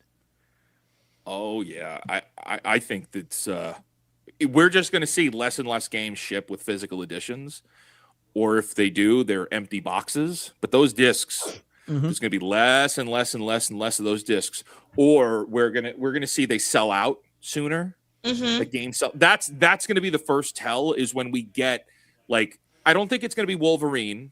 I think it'll be after because they've already been printing discs for Wolverine. Even Insomniac was like, "Hey, it's coming out physically." Well, yeah. But that's been padded, right? Everything for this year has been padded. And I'm telling you, I think it's going to be Final Fantasy because that's the first like super AAA release of the year of next year. And I think that's where we're going to start to see the strain. I think the tell is we're going to have a game that is going to be like how Pokopia was for the Switch a physical edition, where it's going to be, hey, they didn't print. That is going to be the tell. Is there's going to be like a little bit of an underrated game that's going to blow up, and then it's going to be, hey, there are no physical copies. This is how we see they're not printing anything anymore. Yeah. I know it's not super chat, but someone said in the chat a little bit ago, you can't sell GOG games, but digital does matter. Technically, you can because when you buy from GOG. You're purchasing the game itself, not a license. You're purchasing the .exe. Hypothetically, you put that .exe file on a flash drive, sell that flash drive to someone, bingo, bango, bongo, they got the game. Now, that's not really a good way to do it. It's not exactly efficient, but it technically can be done. Right. Frieza Max with a 5-banger. If only I could understand what she's saying. I don't speak Chinese. It takes practice, Frieza. Trust me. Wow. Wow, there you go. Rude. I love you, honey. I'm joking. Wow. Kamchi with a 5-banger. Kamchi. Oh, Kamchi. Thank you. Well, joke's on them since I never bought PS5 console, and I'm thinking of just let my PS5 account die since I only old DLC and barely any games on PS Plus.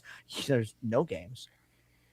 There is no games. There are no games. There's one game in the entirety of the PS5's library I would consider, and that's Ratchet and Clank. What? Are you guys forgetting about the hit this year, Sorrows? Come on, everyone needs to have Sorrows. I had literally forgotten about Sorrows. Yes, dude, I don't even care about platinuming that game now. Like that's how little I care. I'm done with play. You know, God of War Laufey killed PlayStation for me. It did. Like I'm just like, oh, okay. All right, well, if I get PC, I can actually play games better on day one. I'm still upset about Crimson Desert. So like, oh, I could play like actual games now on day one, get a better experience for it, paying the same amount of money. Why wouldn't I do that? Oh, what am I missing? God of War Laufey. Yeah, no thanks. Mitchell Fields with 5-banger. Whenever I hear the news on PlayStation, I just remember how Steam said, if we go out of business, you'll still have your games. Come on, PlayStation players. Steam is your friend. Yeah, again, Steam is fantastic. They're not without their issues in terms of like the bowing and kowtowing to the payment processors, the DRM, but they are the best platform amongst the big names. Yes. For now, as long as Gaben is still around. I'm so worried about what the company's going to turn. Like people talk about how evil and awful Walmart is, and it is. Go back to when Sam Walton was alive. Walmart. I mean, the dude. Hey, he was a ruthless businessman, but he cared. But he did give a shit. Like Sam Walton's my hero, or one of them at least. Yeah, Sam Walton. He was a ruthless guy, but you read his books and stuff, and like his leadership style is you can learn a lot from that guy. Oh yeah. El Mervoff with a 5-banger.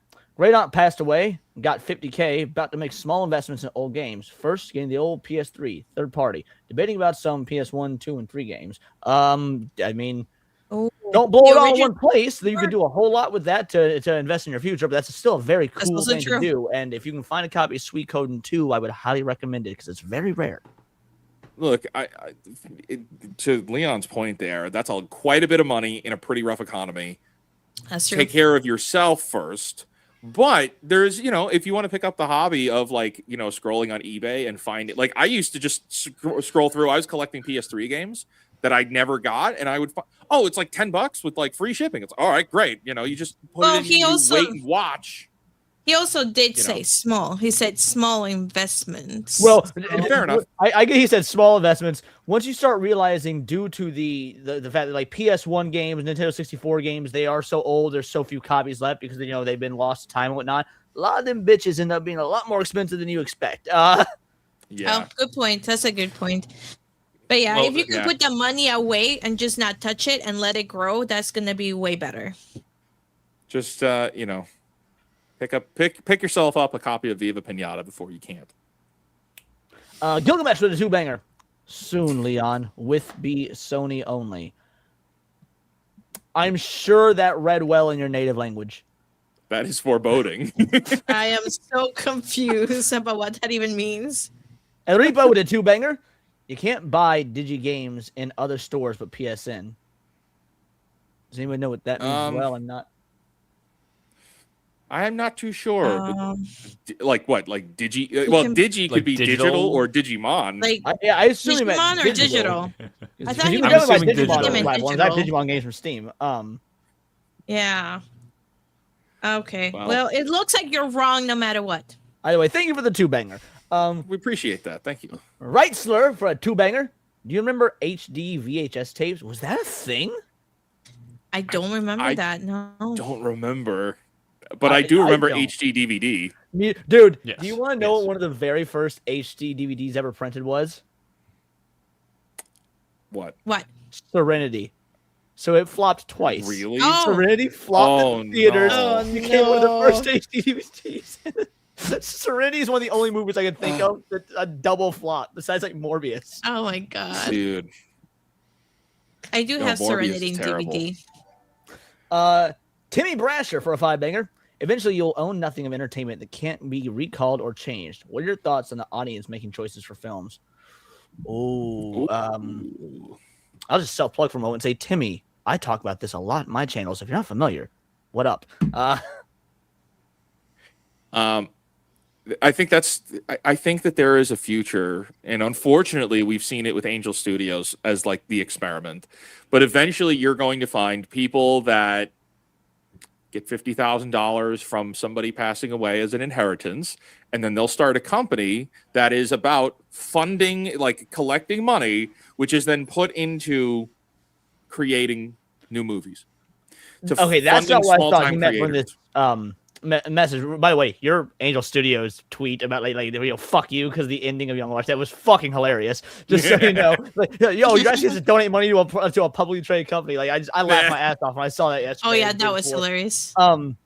No, I thought he was stating that like having audience have like actual say in how movies are made and created and stuff like that. And I personally hate that. If that is what you mean, like my thought process is artists should be able to do the art they want to do without any influence from big companies or their own audience, and then you let the free hand of the market decide. The writer for My Hero Academia basically let the fans bully him into rewriting the ending because they weren't satisfied with it, and I find that to be just like I think your art should be your art, and the free hand of the market should decide. That's simple. Right. All right. That's kind of how I took that too. MDW Blackwolf with a 5-banger. The next step in the digital-only system is time-limited licenses that would force you to re-buy the licenses for the games you want to keep playing. Renting games. Yep. That's where it's going. You're gonna try the Netflix and the Blockbuster approach. Emo Lineal with a 2-banger. I got it. We're the real-life fake gooners. No, we are not. Actually, you know what? Maybe it's kind of base to be a fake gooner. No. Everybody's Isn't lying. that better than being a real gooner? Isn't being a fake gooner better than being a real gooner? I think being labeled anything really having gooner in the title doesn't work. Like it doesn't pointing somebody out on the street, be like, that guy doesn't goon.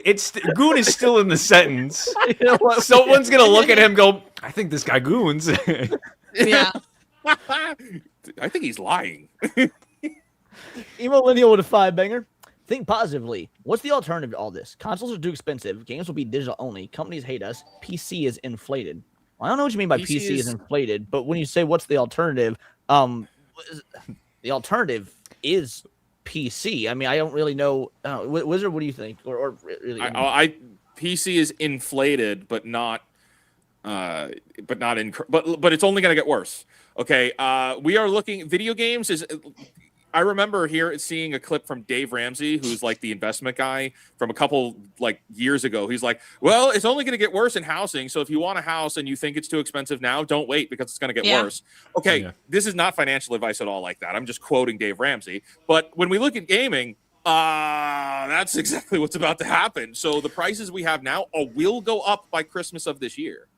And I guess when I say PC is not inflated, that's the wrong way because you're right, it is, but it is still a more it is an investment that would pay off a lot faster and a lot easier because of the ease of access and everything you can do with it compared to a console.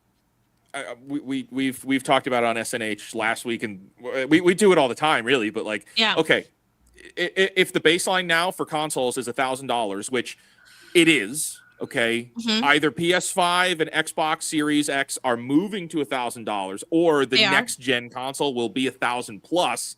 Well, then that's our wiggle room. Is $1,000 anywhere between $1,000 to $2,000? So that's your play space. That's where you get to play. Start looking around. Start putting money aside for that. You got to start budgeting for it. Because that's the future anyway. It's like that scene in Back to the Future 2 when it's $200 for a Coke because inflation's gotten so insane. Do you remember that? That's exactly what it is. So, look, you can go to Costco and you can get the pre-builds. It could run you $1,500, $1,700, $2,000. I mean, I just bought a laptop recently, and that was close to $2,000, but I got it because it was a powerhouse. You got to figure out what you need. You don't need to spend $5,000 on a computer. You know, I think Hypnos keeps saying like he spent thousands of dollars building his most recent tower. It's like, okay, well, he plays games but he also has to record footage for gaming. He also has to be able to stream while playing games. So like, yeah, he needs something that's super high end. We don't, right? We're just like, you and I are just playing games at home, right? So it's a little different.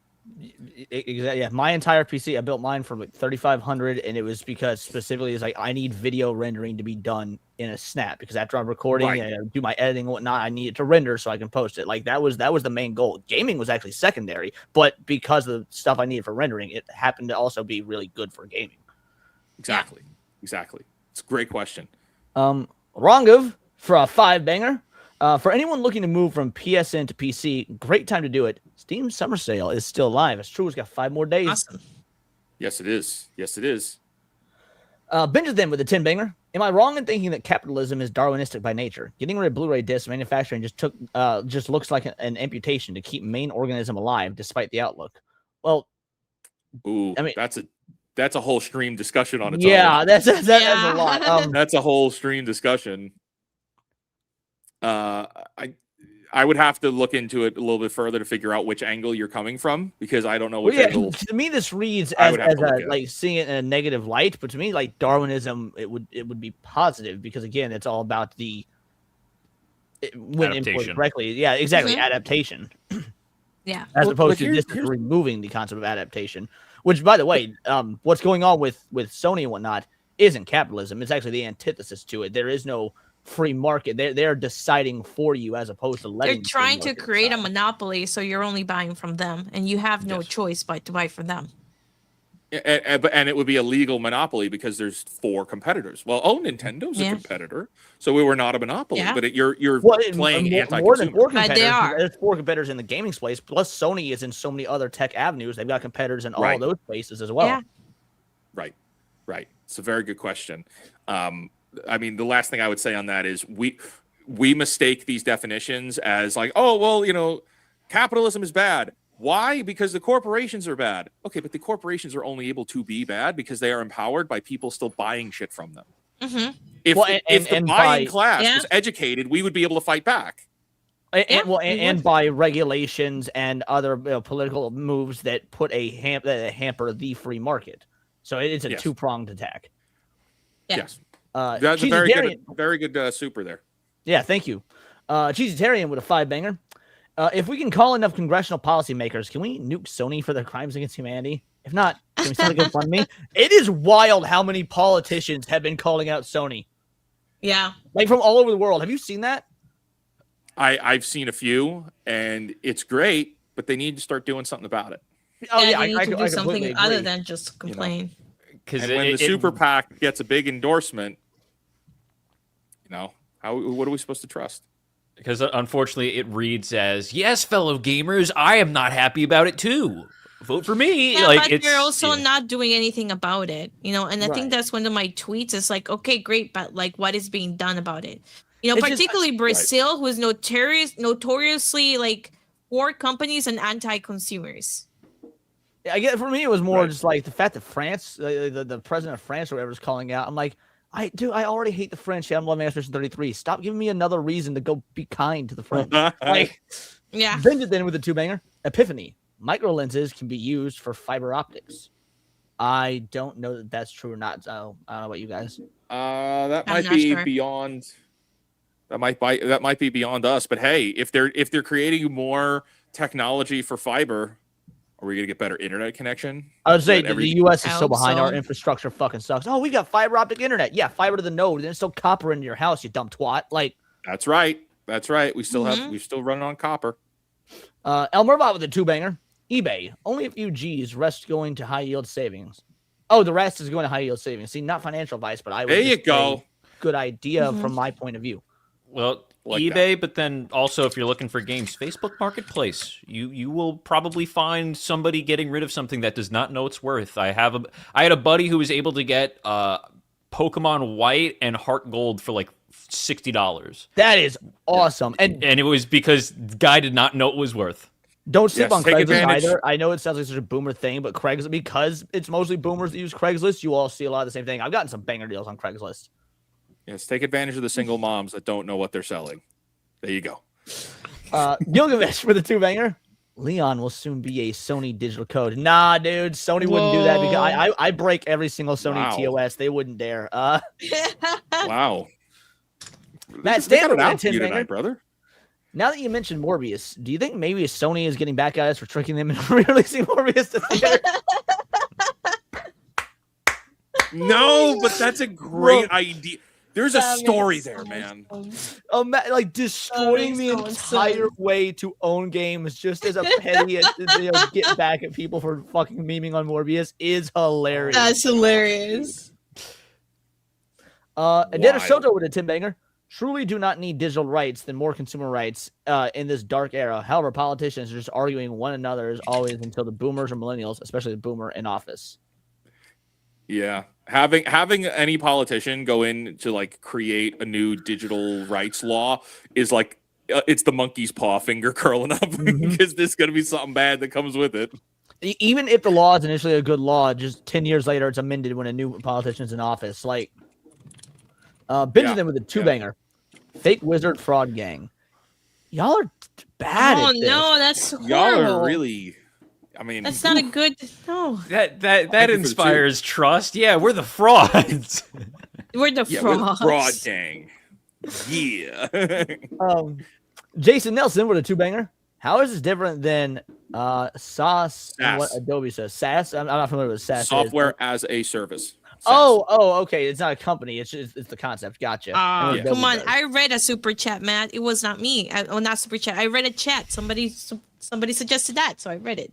And by the way, it's not different. That's what I was saying when we very first started this discussion about the idea of people just basically leasing the service while the manufacturers and continue to hold the actual IP. Like it is a dangerous. The circular economy is a dangerous idea that only benefits at least communism light. Right. El Reba with a 2-banger. PC entry price high, but games are cheap and many. Well, there you go. Yeah, I mean that's a way to look at it. Look, that's the Steam sale. Yeah. My God, Steam sales. The amount of games that I've bought, it's crazy. Super cheap right now. Tiger King, remember for 3 months. Capitalism is a commie term. Happy 4th. All right. Okay. Shout out Timmy Tiger Brasher with a King. 5-banger. Which heroes or older films would you want to see get video games? Shadow, Danny Phantom, 48 Hours, Extreme Prejudice. Oh, you guys got thoughts on this? Go for it because I know exactly what one I would want to see. I would love to get a Shadow game. But it's similar to James Bond First Light, but better. Like the mechanics from that game, but fix them up. And then put it in kind of a dark, a grittier, like you take some, like it's just Hitman. Sorry, it's Hitman, but it's the Shadow. But like you're the Shadow, but with Hitman mechanics. That'd be cool. Go for it, Seth. I know there already has. I already know this game is out there, but I hope that they just make it completely from scratch and just make it much better and more horror oriented. It will be The Thing. Oh, I was gonna say Thing, yeah. Mine's not really a hero in particular, but like you would obviously play as the heroic character. But like I love the old like 1930s through 60s Universal monsters, and so I would like to see like the Universal monsters be treated with like proper care in modern gaming. So maybe you're like a detective trying to unravel the mystery of the Invisible Man, or maybe you play as Dr. Jekyll and Mr. Hyde, and you go through like a hero villain like dual fucking art. Like I would love to see something like that. Yeah. Shout out. That's a good one. Tom, did you have one, by the way? You didn't get to. I was gonna say The Thing was on my mind too, but you know what? In the same style of Godzilla games, I'd love to see them do that with King Kong. Oh, that's a great answer as well. The OG kaiju. Yeah. Gal Carry Mom, remember for 9 months. Shout out, says Happy 4th of July. Happy 4th of July to you, Happy brother. 4th. Happy for it. Heck yeah. Matt Funkel with a 2-banger. Fake Wizard Gang Clan. We cannot have clan in there either. We can't have clan. They're getting worse. That sounds bad. They're degrading it. It's like a Half-Life. Sounds bad. Wait, say that again, Tom. What? Say that again. The late plug of Muddy Waters with a 2-banger. Tiger King forgot to add I hate commies. No, Tiger King would never say he hates something. He would say despise. Did I tell you guys he explained to me why he always says despise and not hate when I met him in Florida? You met Tiger King in person? Yeah, I met Tiger King in Florida. He was super cool, by the way. Tiger King's fucking awesome in real life. His online persona is hilarious because it's not like him in real. Well, it is, but you can actually get the tone and everything behind it. And like Tiger King is super Asian. And he's like, no, I never. Because I was like, oh, Tiger King, what up? You're the guy that hates everything. He goes, no, I don't hate things. I say I despise them because they are beneath me. Oh, Okay, then. What? Based, yeah. Not even worth my There energy you go. to hate them. I get it. I get I it. will never forget, like, just the look of Asian superiority when he said that to me. I love it. War Wizard with a 5-banger. Could call yourselves the left hand of gaming. You know, not the first choice, but he'll do the job in a pinch. Woo. There you go. Benjamin with a 5-banger. DJ MH is written for the perspective of Jekyll's friend in college. I don't recall any adaptation doing the story from that perspective. He could be the MC. That is a cool idea, but if I recall, like, doesn't he die at the end of the movie? Or is he one of the only ones that lives? I'd have to rewatch it. That's a good question. All right, guys, let's get to gifted games, and it is the Steam Summer Sale. So I'm expecting you guys have a lot of them. If you guys haven't, drop your Steam. We're gonna put the Steam numbers in the chat. It should come up on all the channels, but I'll go through mine first here. So coming in from Old Man Jenkins says, I would give this to the blacks, but let's be honest, we all know them people don't know who their dads are or raise their own, so you're the logical choice for who's your daddy. Okay. Thank you. I'll accept that. And then Butterframed in Gold gives Far Cry 4 and says happy 4th. Thank you for that. Appreciate that very, very much. All right. Sevi. Yep. I don't have any Steam games. So I got Plague Inc. Evolved from Doombanger. How about this game where you can create your own Plague? Thank you. I will accept this. And then I got Viscera Cleanup Detail Gift. I guess it includes several different ones. Includes that one, Cleanup Detail Shadow Warrior, and Santa's Rampage. Boss of Leon. Boss of Leon. Oh, look, a 4-pack, and it's on Steam. It's a Steam sale. Ever wanted to clean up Black Mesa after Gordon left? Now you can, sort of. Has co-op too. Thank you, St. Hugo. Much appreciated. And I got Whispering Willows. Happy 4th from Butter Framed in Gold. Much appreciated. Wow. Nice. Let's see here. Leon. Yeah, shout out Butter Framed in Gold, says happy 4th. Gifted Black Desert. Thank you very much. Yeah, that was on my wish list.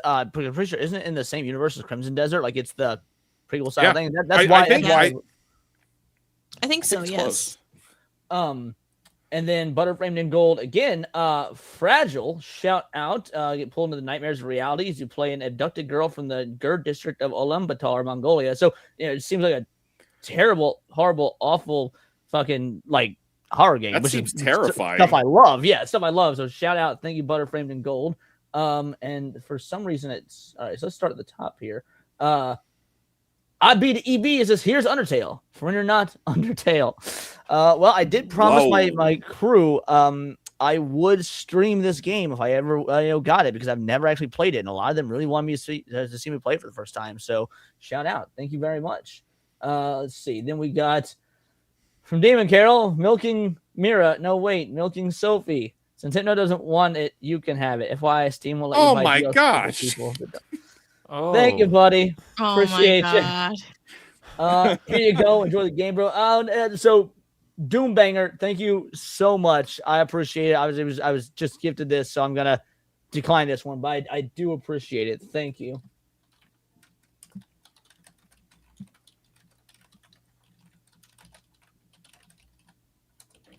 Oh no. There we go. So I hate when I have to decline gifts, but I do appreciate that. It's the thought that counts. I truly believe that.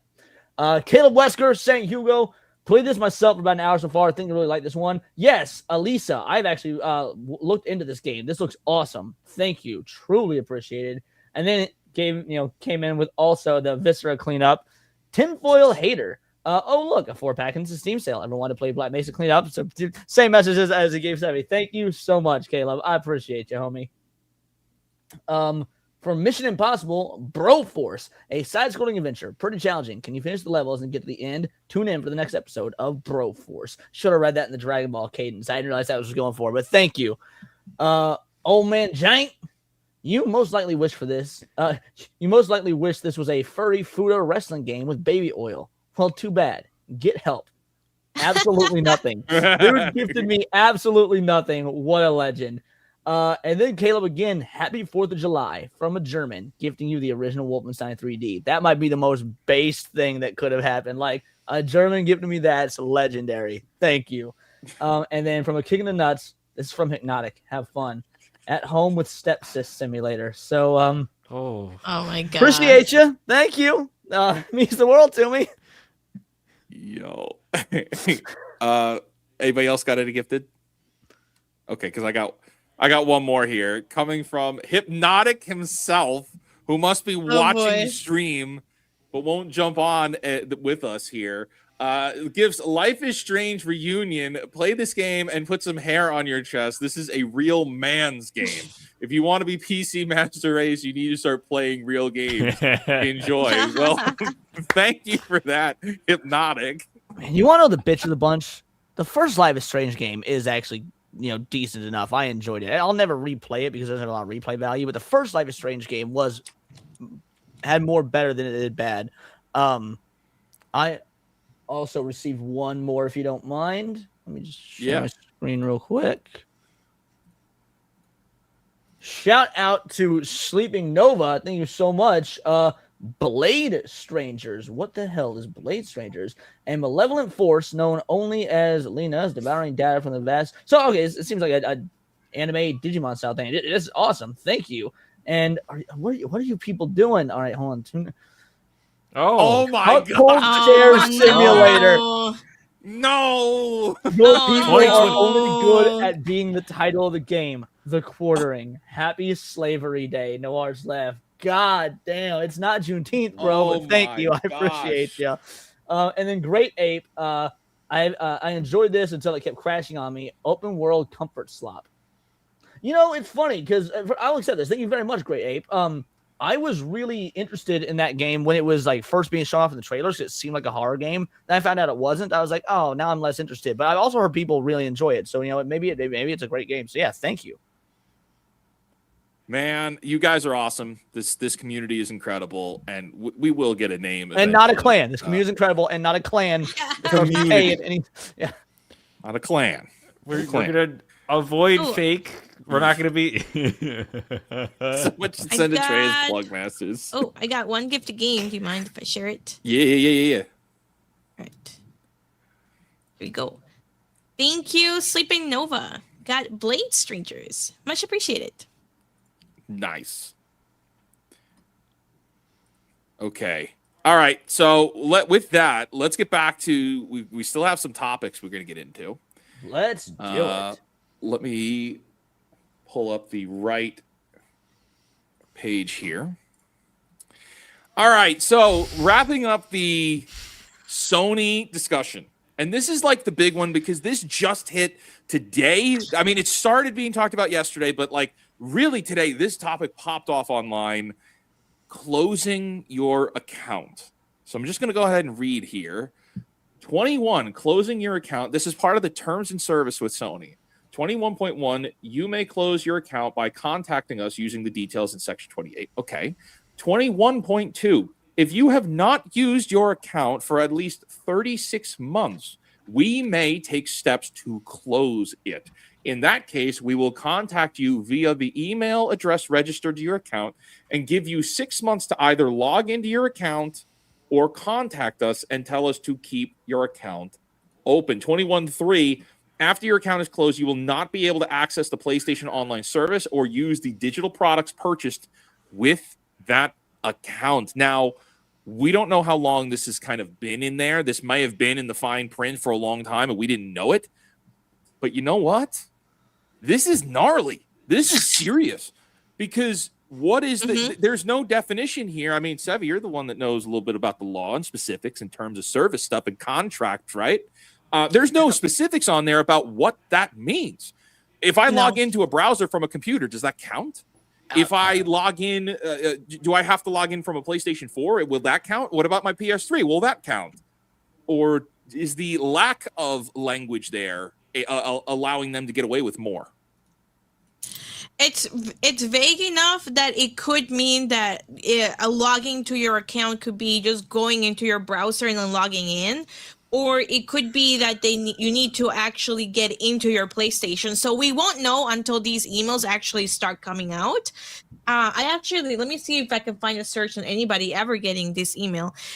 Because once you get into the email, I'm sure the email will have instructions. So you will have 6 months from the date of this email to do this specifically. And I can see PlayStation included in there, like, connect your PlayStation device to the internet. That's my assumption where they're going to go. Because what we know and what they have said is that they want to make sure that they're checking on your system and that your system is connected to the internet. That would be my assumption. But I'll search to see if I can find anybody ever receiving an email. So this is something that I know has been going pretty wild because it has to do with the European services available. But that's just a precursor to what's going to be coming to the United States. I mean, everything that is happening in Europe, everything that is being established there, it's besides me that fucking says this, by the way, because I've been saying for like a year and a half now on my streams, videos, the whole nine, Europe is the testing ground, whereas the US is the final boss. If they can do it there, it will eventually come here. Dude, all you got to do is point at Discord from this year. It's the best example. It's the best, most recent example. Yeah, that's everything I have said in most of my videos or live streams when I talked about it. I've always said whatever is happening over there in the UK or Australia is coming to America. Just look at all the legislation, everything that they're pushing, particularly most recently with the Child Act. You know, they're just trying to do a copy and paste. This one is wild. And I think this is something that needs to be called out. And we need to get a little bit more specifics on it, right? You know, specifically, where is this located? Has this hit the United States yet? Because if it's not, it will. But then what are you buying? I mean, when you spend money buying these licenses, they're supposed to be in perpetuity of you having that account. Well, if they take your accounts away, I mean, as they say, 21.3 here, they could just rip your account away. You lose access to everything. So imagine how much money you spend. Marvel Rivals right now, right? You play Marvel Rivals, that is account bound. It doesn't carry it. Fortnite, you can carry it over between devices. Marvel Rivals, if you play on PlayStation 5, all the shit you buy is on PlayStation 5. You're toast. Just a quick potential update to this, and Sevi, again, you're the legal person. It seems like this was a terms of service update that just happened this past April. So I wonder if the 3-year clock starts then. Which is why nobody will have gotten these emails or anything, because this didn't go into effect until April of this year. Well, I've also found people talking about receiving emails from Sony in 2025 with a link.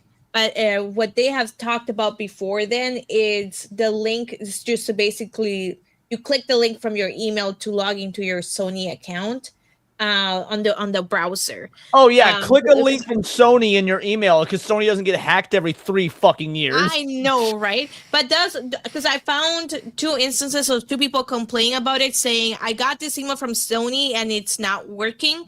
In Sony, in Sony's community when they're asking for help and how to fix this, and then people just complaining about it. So the fact that they probably renewed it, makes me wonder whether or not they changed something else in the terms of service. Yeah. I mean, even here, comicbook.com is saying it's worth noting that the language used is not definitive. It says that Sony may. Oh, guys, Sony may start doing it. It's okay. Don't worry about it. They're not actually doing it. They might do it. So why get worried? Might start this process if the inactivity threshold is triggered. To this end, this could be more appeasing to regulators than anything else and may not be common. So regulators, that's usually government officials. That's usually governments when they discuss regulators. That's scary, man, that Europe could be putting pressure. I mean, and is this just PlayStation? Is it going to be Discord as well? Is it going to be your Amazon account? I mean, you use these things more often, but like, hey, wait a minute. If they're going to start taking your accounts away for inactivity, what happens for that guy that, oh my gosh, it lapsed by a day that one time? That's all it takes is one mistake of not logging in, and you're toast. Well, I mean, think about this in terms of the subscription model. How many times? I mean, because the subscription model is based around this. Hey, here's your 14-day free trial, and they know you're going to forget to fucking cancel it, and then they get to continue to charge you. Like this is effectively the same thing, but an inverse of it, which is after so long of activity, we're going to end it. It's banking on people just not remembering. It's like, look, I don't use PlayStation. I don't use Sony, not anymore. That being said, I have a slew of games that back when I did, I platinumed or got the trophies on or whatnot. And I like having a record of that thing. I like having the record that I did literally every single thing possible to do in Dragon Ball Z Budokai 3 HD edition on the PS3. It's just nice. Oh, I did that. I could show people I did that if they ever question my Dragon Ball cred. Just because I never play another Sony game again doesn't mean I don't want to continue to have access to my trophy records from my PS3 era. Can you scroll up so I see the number? 21.2. Yeah, okay, that was not changed 21.2. that was not changed in their new terms and conditions, by the way. They changed other sections. Yeah, that was not changed. So that would explain why the other stuff was. That's why, because I found something from 2015 and then something from 2021 of people complaining about this. So that provision was not changed. What they did change in their terms of service was updated requirements relating to accounts in order to what they need to click to accept the new terms and what they need to accept. And then added new references to their new software end user license agreement. That is a different document altogether. So they added that, and then they updated the binding arbitration provisions in there, and then they updated their code of conduct provisions, which are not those sections. I mean, this one is let me give you an example, right? So I have my original PlayStation 3 account, which then was my original PlayStation 4 account. And when I started doing like YouTube, I was like, you know what? I'm going to leave my personal account aside because I got my friends on there like from like years ago and stuff. And if I'm like streaming, right? And like, let's say I'm playing PlayStation games while streaming, I don't necessarily want my friends to come up. I don't want to dox anybody on accident. I'm just going to make a fresh account and I'll just start using that account. But you know what? On my old account, I have Marvel Ultimate Alliance, Marvel Ultimate Alliance 2. Those are two delisted unavailable games. Yeah. So if I lose that account because I'm inactive on it, which I don't log into it, but I have it set up for family sharing, so it's shared onto it shares to my YouTube account. So I'm going to lose my games because I'm not logging in to play? Are you kidding me? Like, this is insane, dude. Okay, Wizard, I think you're overreacting. Data centers are destroying the environment right now.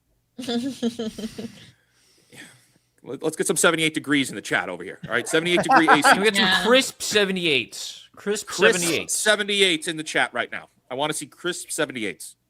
Yeah. Oh, man. But if we jump over here, so this is from PlayStationLifestyle.net, which is a site I've never heard of until finding this. Oh, 2016. 2016. Wow.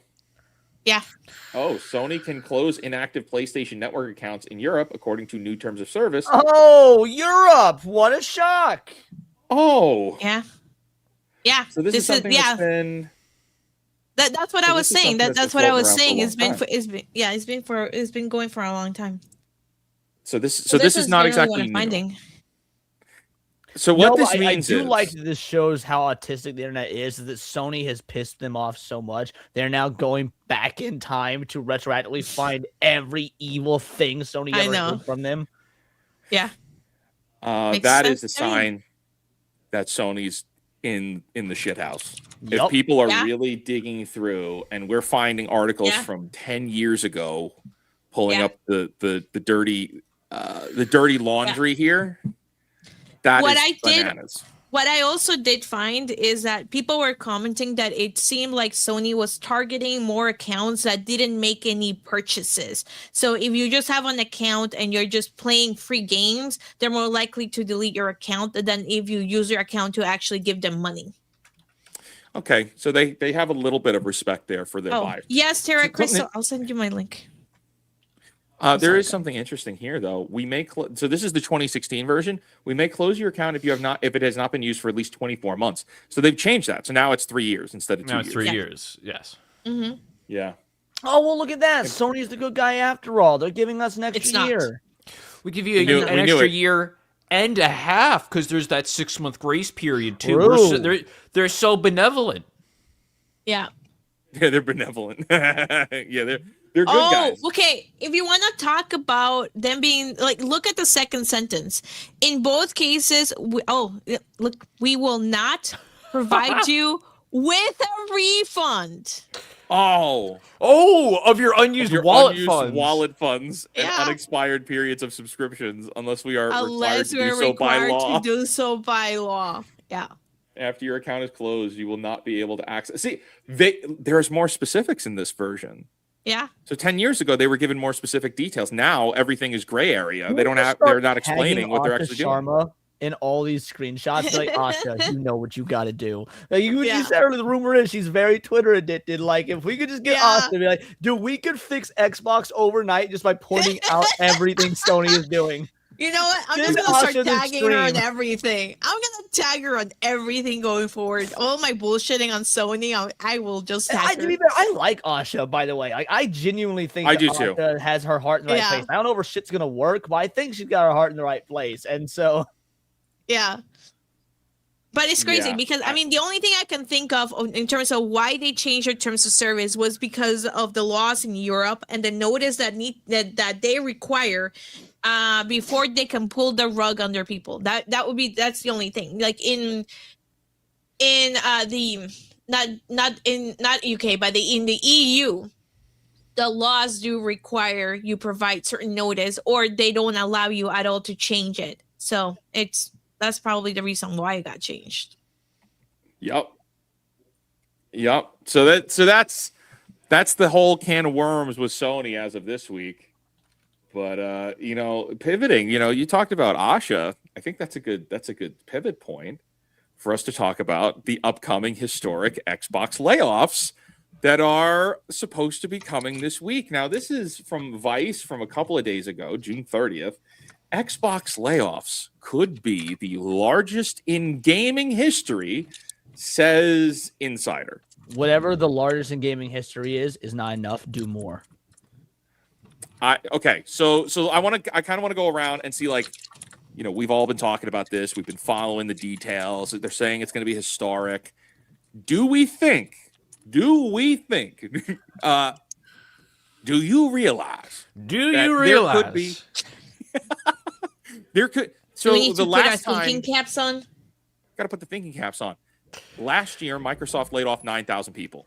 Often, it is speculated that it's like, oh, well, that was all gaming. No, it wasn't. It was 9,000 people across Microsoft. A lot of people were in gaming, but it was not all 9,000. Do we think we're going to get over 9,000 people laid off in this layoff? Okay, hold on. Did you just do that for the meme? What, over 9,000? Over 9,000? Like, yes. Okay, it's over 9,000 people on the street. So when you say over 9,000 at Microsoft, I assume.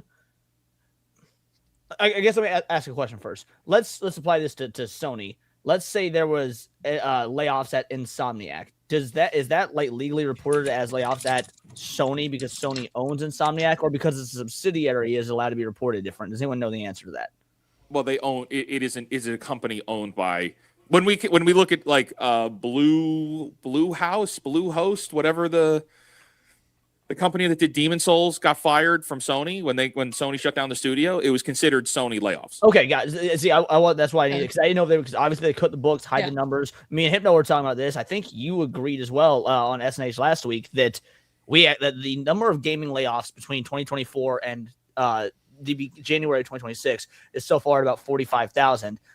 Obviously, I think those numbers are fudged and fake, and they find ways to hide it. And it's actually probably higher, probably somewhere like 50 to 60,000. So that's why I was asking about if they were to lay off like people in companies owned by Microsoft, but were their own LLCs or whatever, if that would count as Microsoft layoffs. And if they do, so I truly do think we'll get over 9,000. Yes. So the Microsoft gaming division, it's supposedly somewhere around 20,000 employees.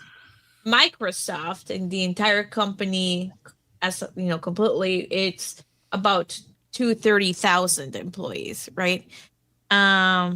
If they're laying off 9,000, that's almost half their work. And good. Elon Musk proved you can do it. Yeah. X didn't Elon lay off 80% of X? Yeah, it was something insane like that. Yes, and the gaming division includes Xbox Game Studios, Activision Blizzard, Cinemax. Okay, Media, so yeah, all the subsidiaries. Cool. Yeah, all the subsidiaries. So it would include all of those. I can see them cutting a lot of people. But almost half. Wow. I think, if we go down the list, I got to find that chart. There's a chart that I keep pulling up on streams. Oh, I think this is it. Yeah, here we go. So this is a little outdated, but this is the list of companies that were under scrutiny that could be on the chopping block. So if we look over here in the Xbox Game Studio, Compulsion is on the chopping block. Double Fine is on the chopping block. Ninja Theory is on the chopping block. Obsidian, some people say yes, most people say no. Perfect Dark. By the way, I do think Obsidian is a yes. Yeah. I don't know about like closing the whole studio like Compulsion, but I do think there will be massive layoffs at the very least at Obsidian. Yes. Totally agree. I think Playground. Well, actually, we should just go from the top here. I think 343 is going to be safe because they're working on Halo. Yeah. And now it's Halo Studios, right?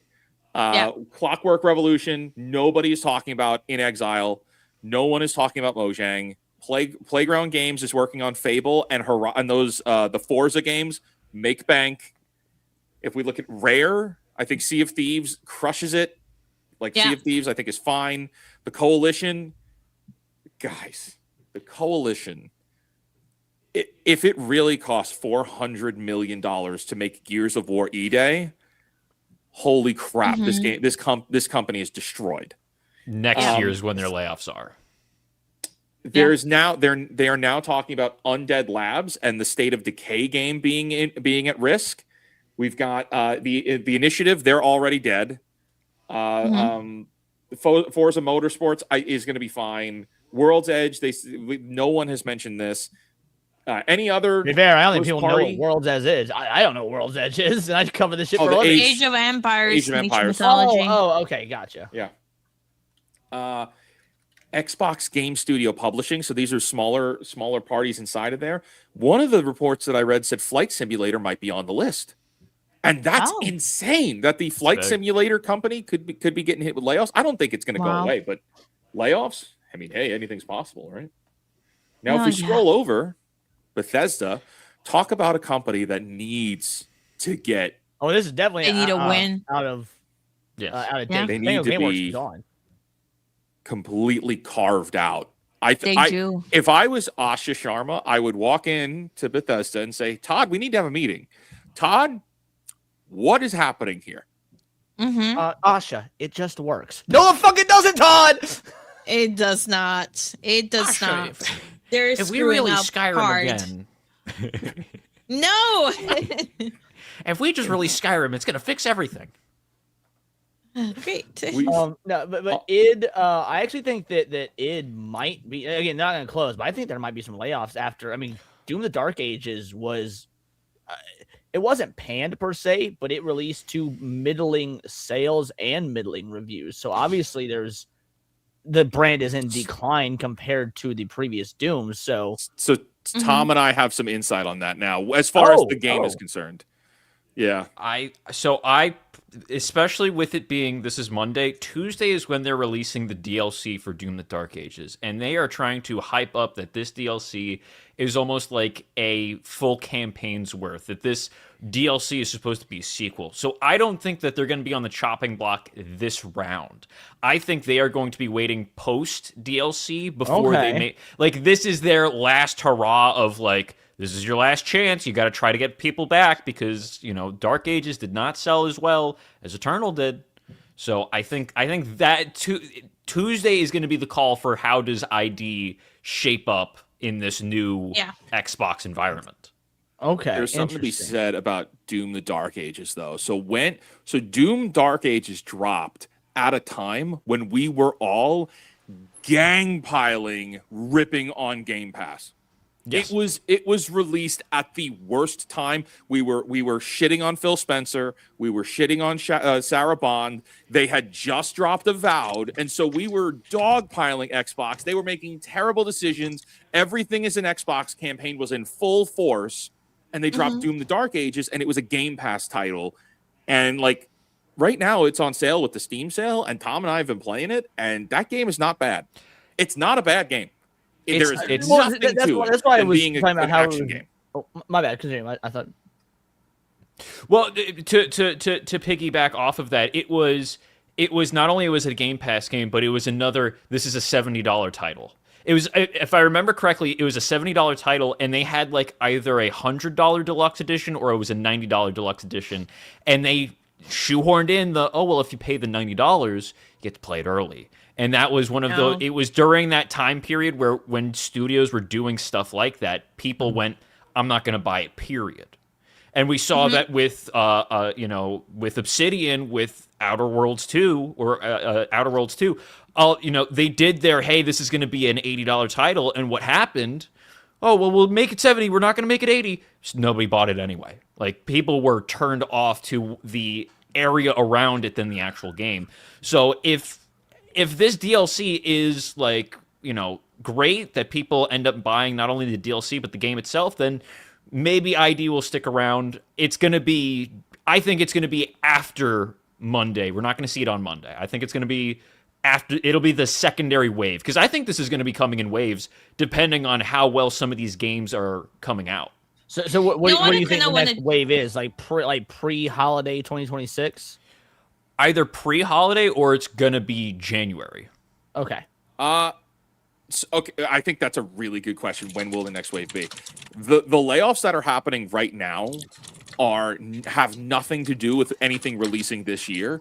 Asha is going in and meeting with people. Her and her team of Terminators are going in to meet with developers, and they're like, "When is your next game dropping? And what is it? And can we see it? And is it, how much money have we invested into it?" And then she's looking at that and being like, fire everybody. So what this indicates is anybody that's on the chopping block or anybody that gets cut means that they are not shipping shit worth shit next year. That's what it means. So that means if Ninja Theory's getting cut, then that Senua game, they have no faith in. I mean, the reporting is that they knew like they made this new Senua game, and then they showed the trailer for it. They specifically showed the trailer to petition people to buy that company. Oh, that's nuts, crazy. Yeah. Ooh. So I mean, compulsion. Oh, compulsion. Well, we got all these awards. You made no money. South of Midnight made no money. Double Fine. Oh, we make these small tier indie artsy games. You make no money. You're gone. We lose millions of dollars on you. The only one that's worth a damn is Obsidian. I don't know why. If I was the leadership at Xbox, I'd walk in and say, make another Fallout New Vegas. It's got to be on par with Fallout New Vegas in execution. Not a new Vegas, not a new Fallout title per se, but you need to deliver a game that is on par with being beloved as much as Fallout New Vegas is. Yeah. I mean, despite everything wrong with Bethesda, because I am a fanboy for Fallout 5 is one of those games that that I'm looking forward to, that I want. Now, it's not a game that, hey, if it's Xbox exclusive, I'm not buying a fucking Xbox for it. But it'll be PC. We have Xbox is at least, unlike Sony, Xbox has been like, yeah, anything that's on Xbox that's quote unquote exclusive, like E-Day, is still coming to PC. It's on Steam, yeah. I mean, dude, right now with Hypno and I have been playing Gears of War. We're both playing on PC. He is playing through Steam, and I'm playing through. I have the game on Xbox, so we do the cross. They have the cross platform. Crossplay. Thank you. Yeah, Xbox doing that is genius. Keep doing crossplay, and people will buy your games. I had already bought Gears of War. I own all of them. Just let us use them. But then we take a little swing over here. We look at the Activision publishing, right? Yeah. So I put this big check on Toys for Bob because they split away from they went solo. Toys for Bob went solo, I think, last year. And now they're shipping a new Spyro game, man. Yep. By the way, even though they went solo and split off last year, still must have good relations with Xbox, because the new Spyro game was shown off at the Xbox showcase and was one of the things that the internet was uproarious in a positive way about. It was one of the things that stole the Summer Game Fest weekend, was the new Spyro game. Like, Toys for Bob is fine. So do you guys think that the layoffs are just going to be just straight off layoff and studios being closed and people being moving around? Or do you think it's also going to involve a restructure? Can you elaborate? Because I don't know what you mean. That's a good question. Sure. When you say restructure, do you mean like closing studios and moving the people there? No, because of what you said. Because what you talked about, Toys for Bob, they could grab somebody or some of these studios and completely carve them outside of Xbox, just completely push them out completely and be like, yeah, we're done. Because it's just gonna make me wonder when Wizard was saying Bethesda needs to be just pushed aside completely out of Xbox and be like, you're fucking up. We're gonna cut ties, to some degree. So a restructure could happen many ways. They could put things into different umbrellas, have different priorities. So I'm not just talking about cutting the studios down, not closing them off, but just doing a complete restructure. Realistically, I think what we're gonna see with Monday is gonna be specific studios are gonna have heavy hits, but I think throughout everything is gonna be restructured, because if I don't remember which game studio it was, but I remember back like a month ago or so, we read a whole article talking about how game development as a whole, most of the games are not made in-house. They're basically they're sent out to teams, and then those teams contract other teams that don't work for the company. So I didn't know that, but I didn't, because that's how anime production works. That makes sense what you're saying. So if Osh is coming in and it's like, well, why are we paying you when you don't actually do anything and all you do is hire another company here?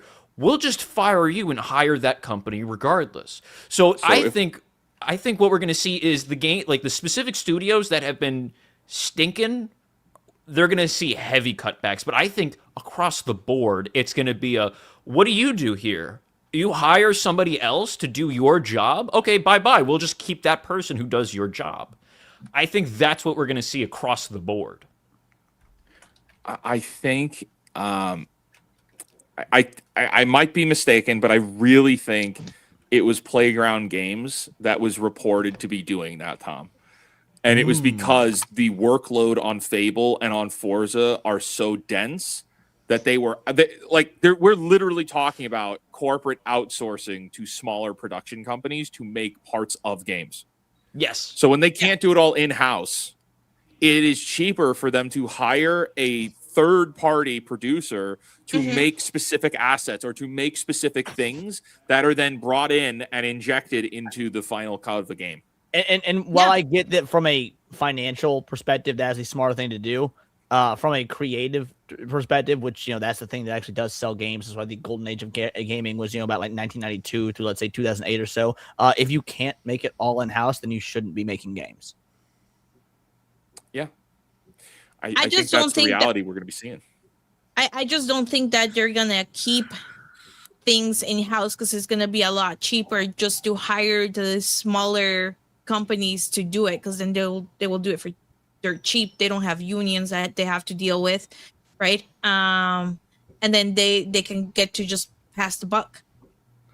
Well, the outsourcing thing, like that only became, to my knowledge, the norm. Again, I'm speaking mostly from the anime side of things because this is very common in anime, but I assume it's the same for gaming as well. It has only become common due to the fact that proprietary engines are next to non-existent nowadays. Everyone's on Unreal and whatnot. Like obviously you got some people. Capcom has the RE engine. Sega has the Hedgehog engine, but by and large, most things are done on Unreal engines. You can outsource more easily because there's people that are all over the world trained to use these engines that are common. You can't really outsource to a third-party company in the Philippines if you got a proprietary fucking engine. Yeah. Okay.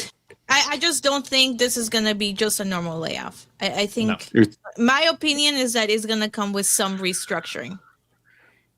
So I wanted to show another example of a company that we have all spoken a lot about from this year that fit the bill of a major corporation was investing into smaller corporations to try and like incentivize game production. And this is the website for Wildlight Entertainment now, who produced High Guard. Even the Wildlight.gg page not found. Oh, this means that like their site is still active. Funny. It's just everything is dead. That company is dead, dude. Oh my god, wow, that is crazy. Yeah, Wildlight Entertainment 404. Someone make an edit of Jeff doing the welcome to High Guard and it just cuts the welcome. Oh my god, High Guard page not found. All right, but I did want to read this real quick. This is from that article from Vice, and this is from, I believe, the creator. Oh, this latest rumor comes from Duke Nukem co-creator George Broussard. And if we see here, I just got word of a list one of the greatest video games ever fucking made. Duke goddamn Nukem. Dude, Apogee Entertainment posted their 4th of July like happy 4th of July tweet, and it was just Duke Nukem fucking chest out, big gun in front of a waving American flag. God, it was awesome. Anyway, sorry, go on. I just got word of a list of Xbox studio closures. No, not posting them. If it's even close to true, and it's from inside, this will likely be the largest single layoff event in gaming history. Xbox is going to be supremely unpopular for a very long time, and the devastation is going to reverberate like the meteor that took out the dinosaurs, dude. Wow. So I read this quote on my Thursday show, and I think he's first of all, he is correct, but this is one of those like technically correct kind of things.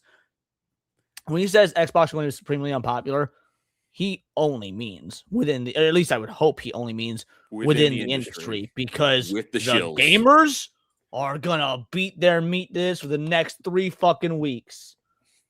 Yeah. They're gonna be celebrating, dude. Gamers, real gamers are celebrating for this. Real gamers, not the shills, not the journalists, not the content creators. You know what's really fun? And this is something we should have brought up in the last few segments, but like, don't you guys think it's funny that all of the mainstream content creators, I mean, are all like sobbing over what Sony is doing with physical games? Oh, like now you're activated, now you care. We've been talking about this for years, dude. Yeah, years. You did nothing. Yep. Oh, you're just stupid chuds. You just hate such and such. You're just haters. And you didn't do anything, and now look at what's happening. Well, now, to be fair, it does make sense, because since they don't buy games, they always got all those physical things as goodie bags, whereas we actually went out and bought them. Now, that like the only reason they have a physical library is because the shills are being gifted games, Respawn or Spawn on me and whatnot's being gifted the $250 mixtape bundle, the whole nine. Well, physical's going away, things like that will be going away as well, but they'll still send you a fucking code, like as opposed to us who've got how many gaming statues and physical copies and posters and shit. Like, yeah, this affects your goodie bags. This affects the goodie bags. Xbox is going to be supremely unpopular. I I don't know, man. I think within the industry it will. Don't get me wrong. Like Kotaku is gonna have a fucking field day with this, destroying Xbox. Now they're not gonna say anything bad about Asha because she's an Indian woman, but they're going to try and destroy Xbox as an idea. Meanwhile, all the real gamers are just going to laugh and ratio them, and it'll be a dude. Xbox, Kotaku. I posted an article yesterday, the day before. I have not seen, because normally their account gets ignored. It was about Citizen Vigilante. I've not seen such a thorough ratioing of Kotaku in quite some time. Mm-hmm. Dude, Do you realize? Do you realize Asha could come in here and she'll have to shut down our studio? And we'd have to move out of it? And we'd have to move out? I'm working on it. That's a multi-layered reference joke. This is exciting, man. This is exciting. When will the Xbox layoffs happen? I just got word of the Xbox is going to be supremely unpopular. On top of all that, there will also be layoffs at the studios that remain. Well, there's our answers there. So see, but that last part, on top of that, there'll also be layoffs at the studios that remain. That answers the very first question you asked at the beginning of the segment. Do we think it'll be over 9,000? Yes. Oh, I think it'll be over 9,000. Yes. Yeah. Absolutely, dude.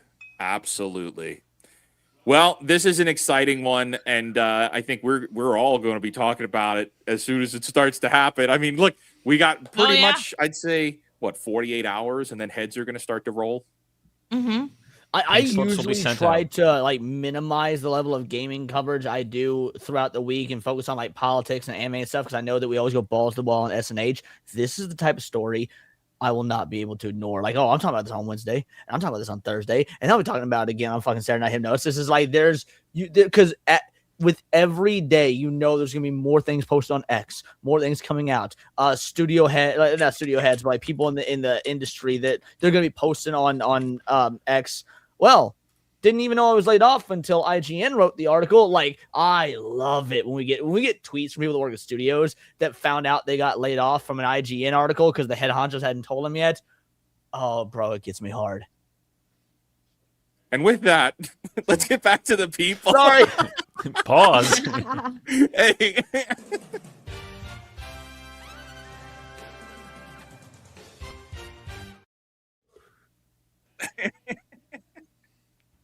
All right, man.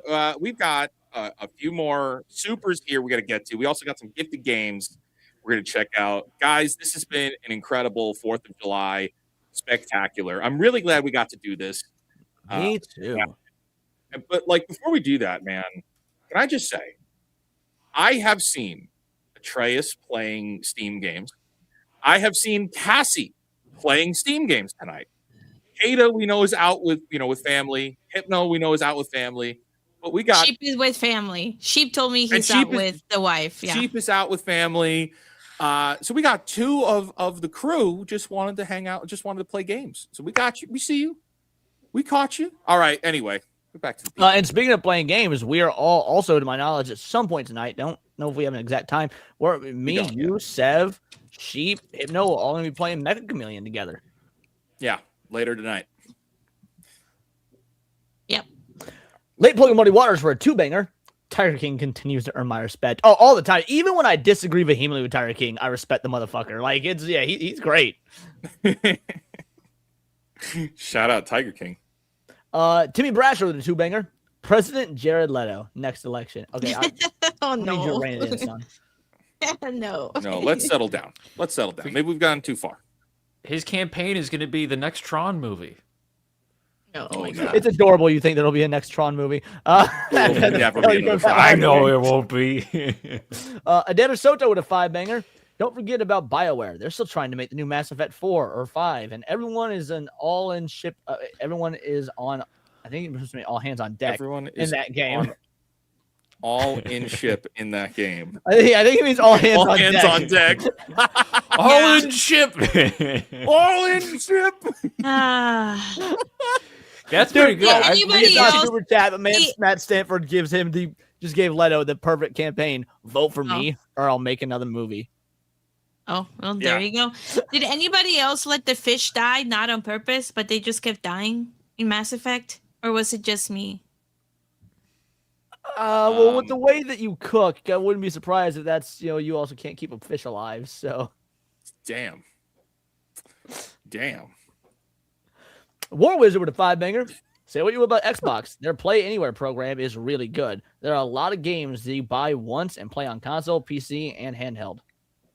I never used it, so I can't speak to it. I don't know if anyone else here did. You know what, though?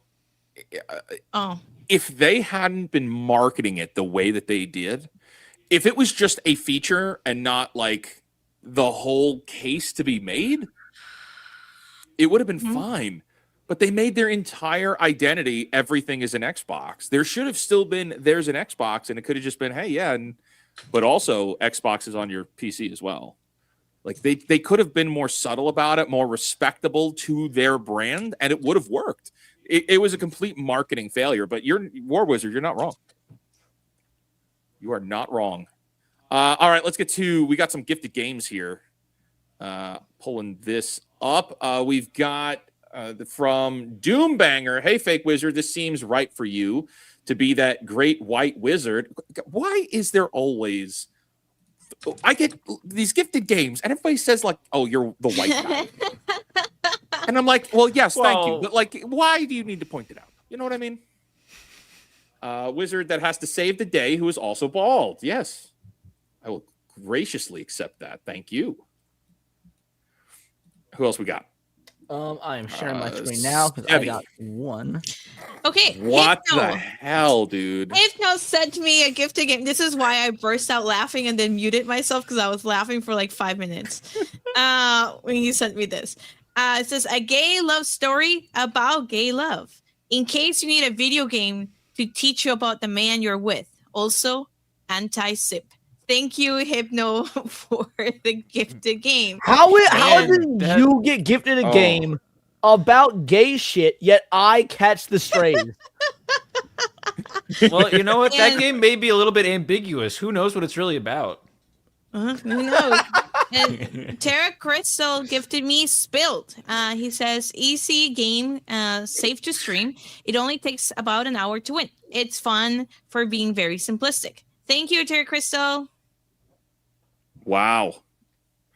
Very good. Let's see. Leon. So Hypnotic gifted me balls. If you play this game long enough, you just might find what's necessary to be able to properly play Counter-Strike. This is my enjoy. Bro, the fucking strays! Like, that wasn't a stray. That was a kill shot. Thank you, Hypno. Appreciate you, brother. I don't think that's gonna help Leon get better at Counter-Strike. Just letting everybody know. And with that, we got coming in right at the end here, War Wizard for 199 says the Great White Grand Fake Wizard. Great White Grand Fake Wizard. Well, thank you for that. Yeah, to be fair, that is a better order than the Great White Fake Grand Wizard. Just where you place grand in there does affect how the chat reads in terms of its social implications.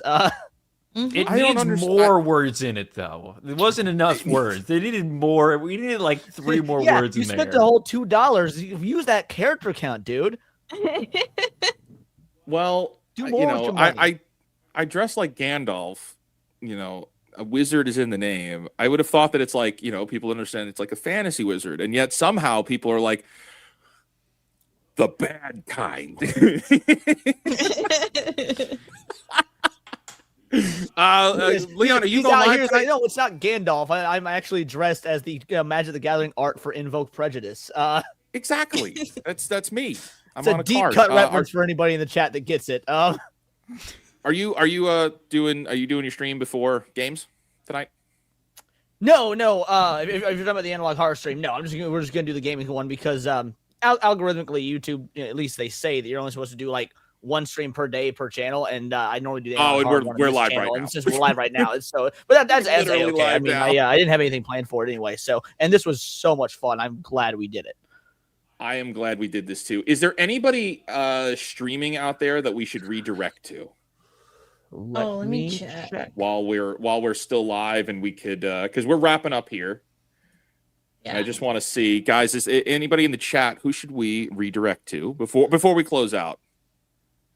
I see Jeremy's Oh, live. Vera. I'm gonna redirect mine to Mama Akko. Okay, yeah, we could all redirect to different people. That works. So chat, stick with me. We're rating on our end to Mama Akko. All right, Leon, what you got coming up? And other than the gaming stream we're doing later. Excuse me. Tomorrow is the Sunday special stream, which is the one stream a week where we do not talk about politics or the culture war. We just talk about fun things that are happening on the internet. Sevi, I assume, as usual, will be joining me. And then we will, of course, wrap the stream up with more Dream Daddy Dad Dating Simulator, where I am currently playing a fat, black, gay Goku trying to hook up with dads. Yeah. My chat is masochistic. It's bad. Or Sevi, what are you doing? Yeah, masochistic is the right word. Well, other than the gaming stream later tonight with the crew, tomorrow I'll be playing Warhammer, I think 40K, and then hang out in Leon's stream. And then my video comes out tomorrow, so make sure to check it out. I think that's mostly it. All right. Tom, what we got happening over on Fake Wizards? Well, we're posting reviews on Fake Wizards. Today, we had one go up about the Young Washington movie, just in time for the 4th of July, as well as we just did the Avatar Season 2 Netflix review. If you haven't seen that, go check that out. That's my first long-form video there. I actually real quick want to give you mad props for being here today, because that means you didn't off yourself after watching Season 2 of Avatar. It was, let me tell you, that video we were working on for several days, and it was painful. That season genuinely is painful. It was real touch and go. I walked into the rope store.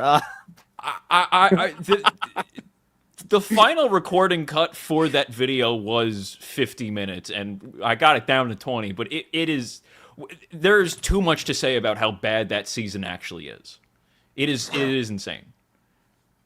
Yeah, it was really hard to sit through.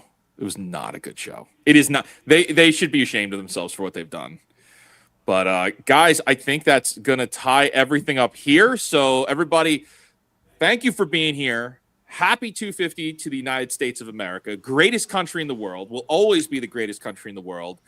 With that, stick around. We're going to play the outro, and then we're going to redirect to all the other channels on YouTube. We'll be back, I think, at some point. We got to connect with Hypnotic and see when we're going to do the gaming stream, but we're going to try to do that. And I think we're going to be doing one next week for Pal World at some point. More news on that soon. So, all right, everybody, you take care, and we'll see you real soon. All right, bye, everyone.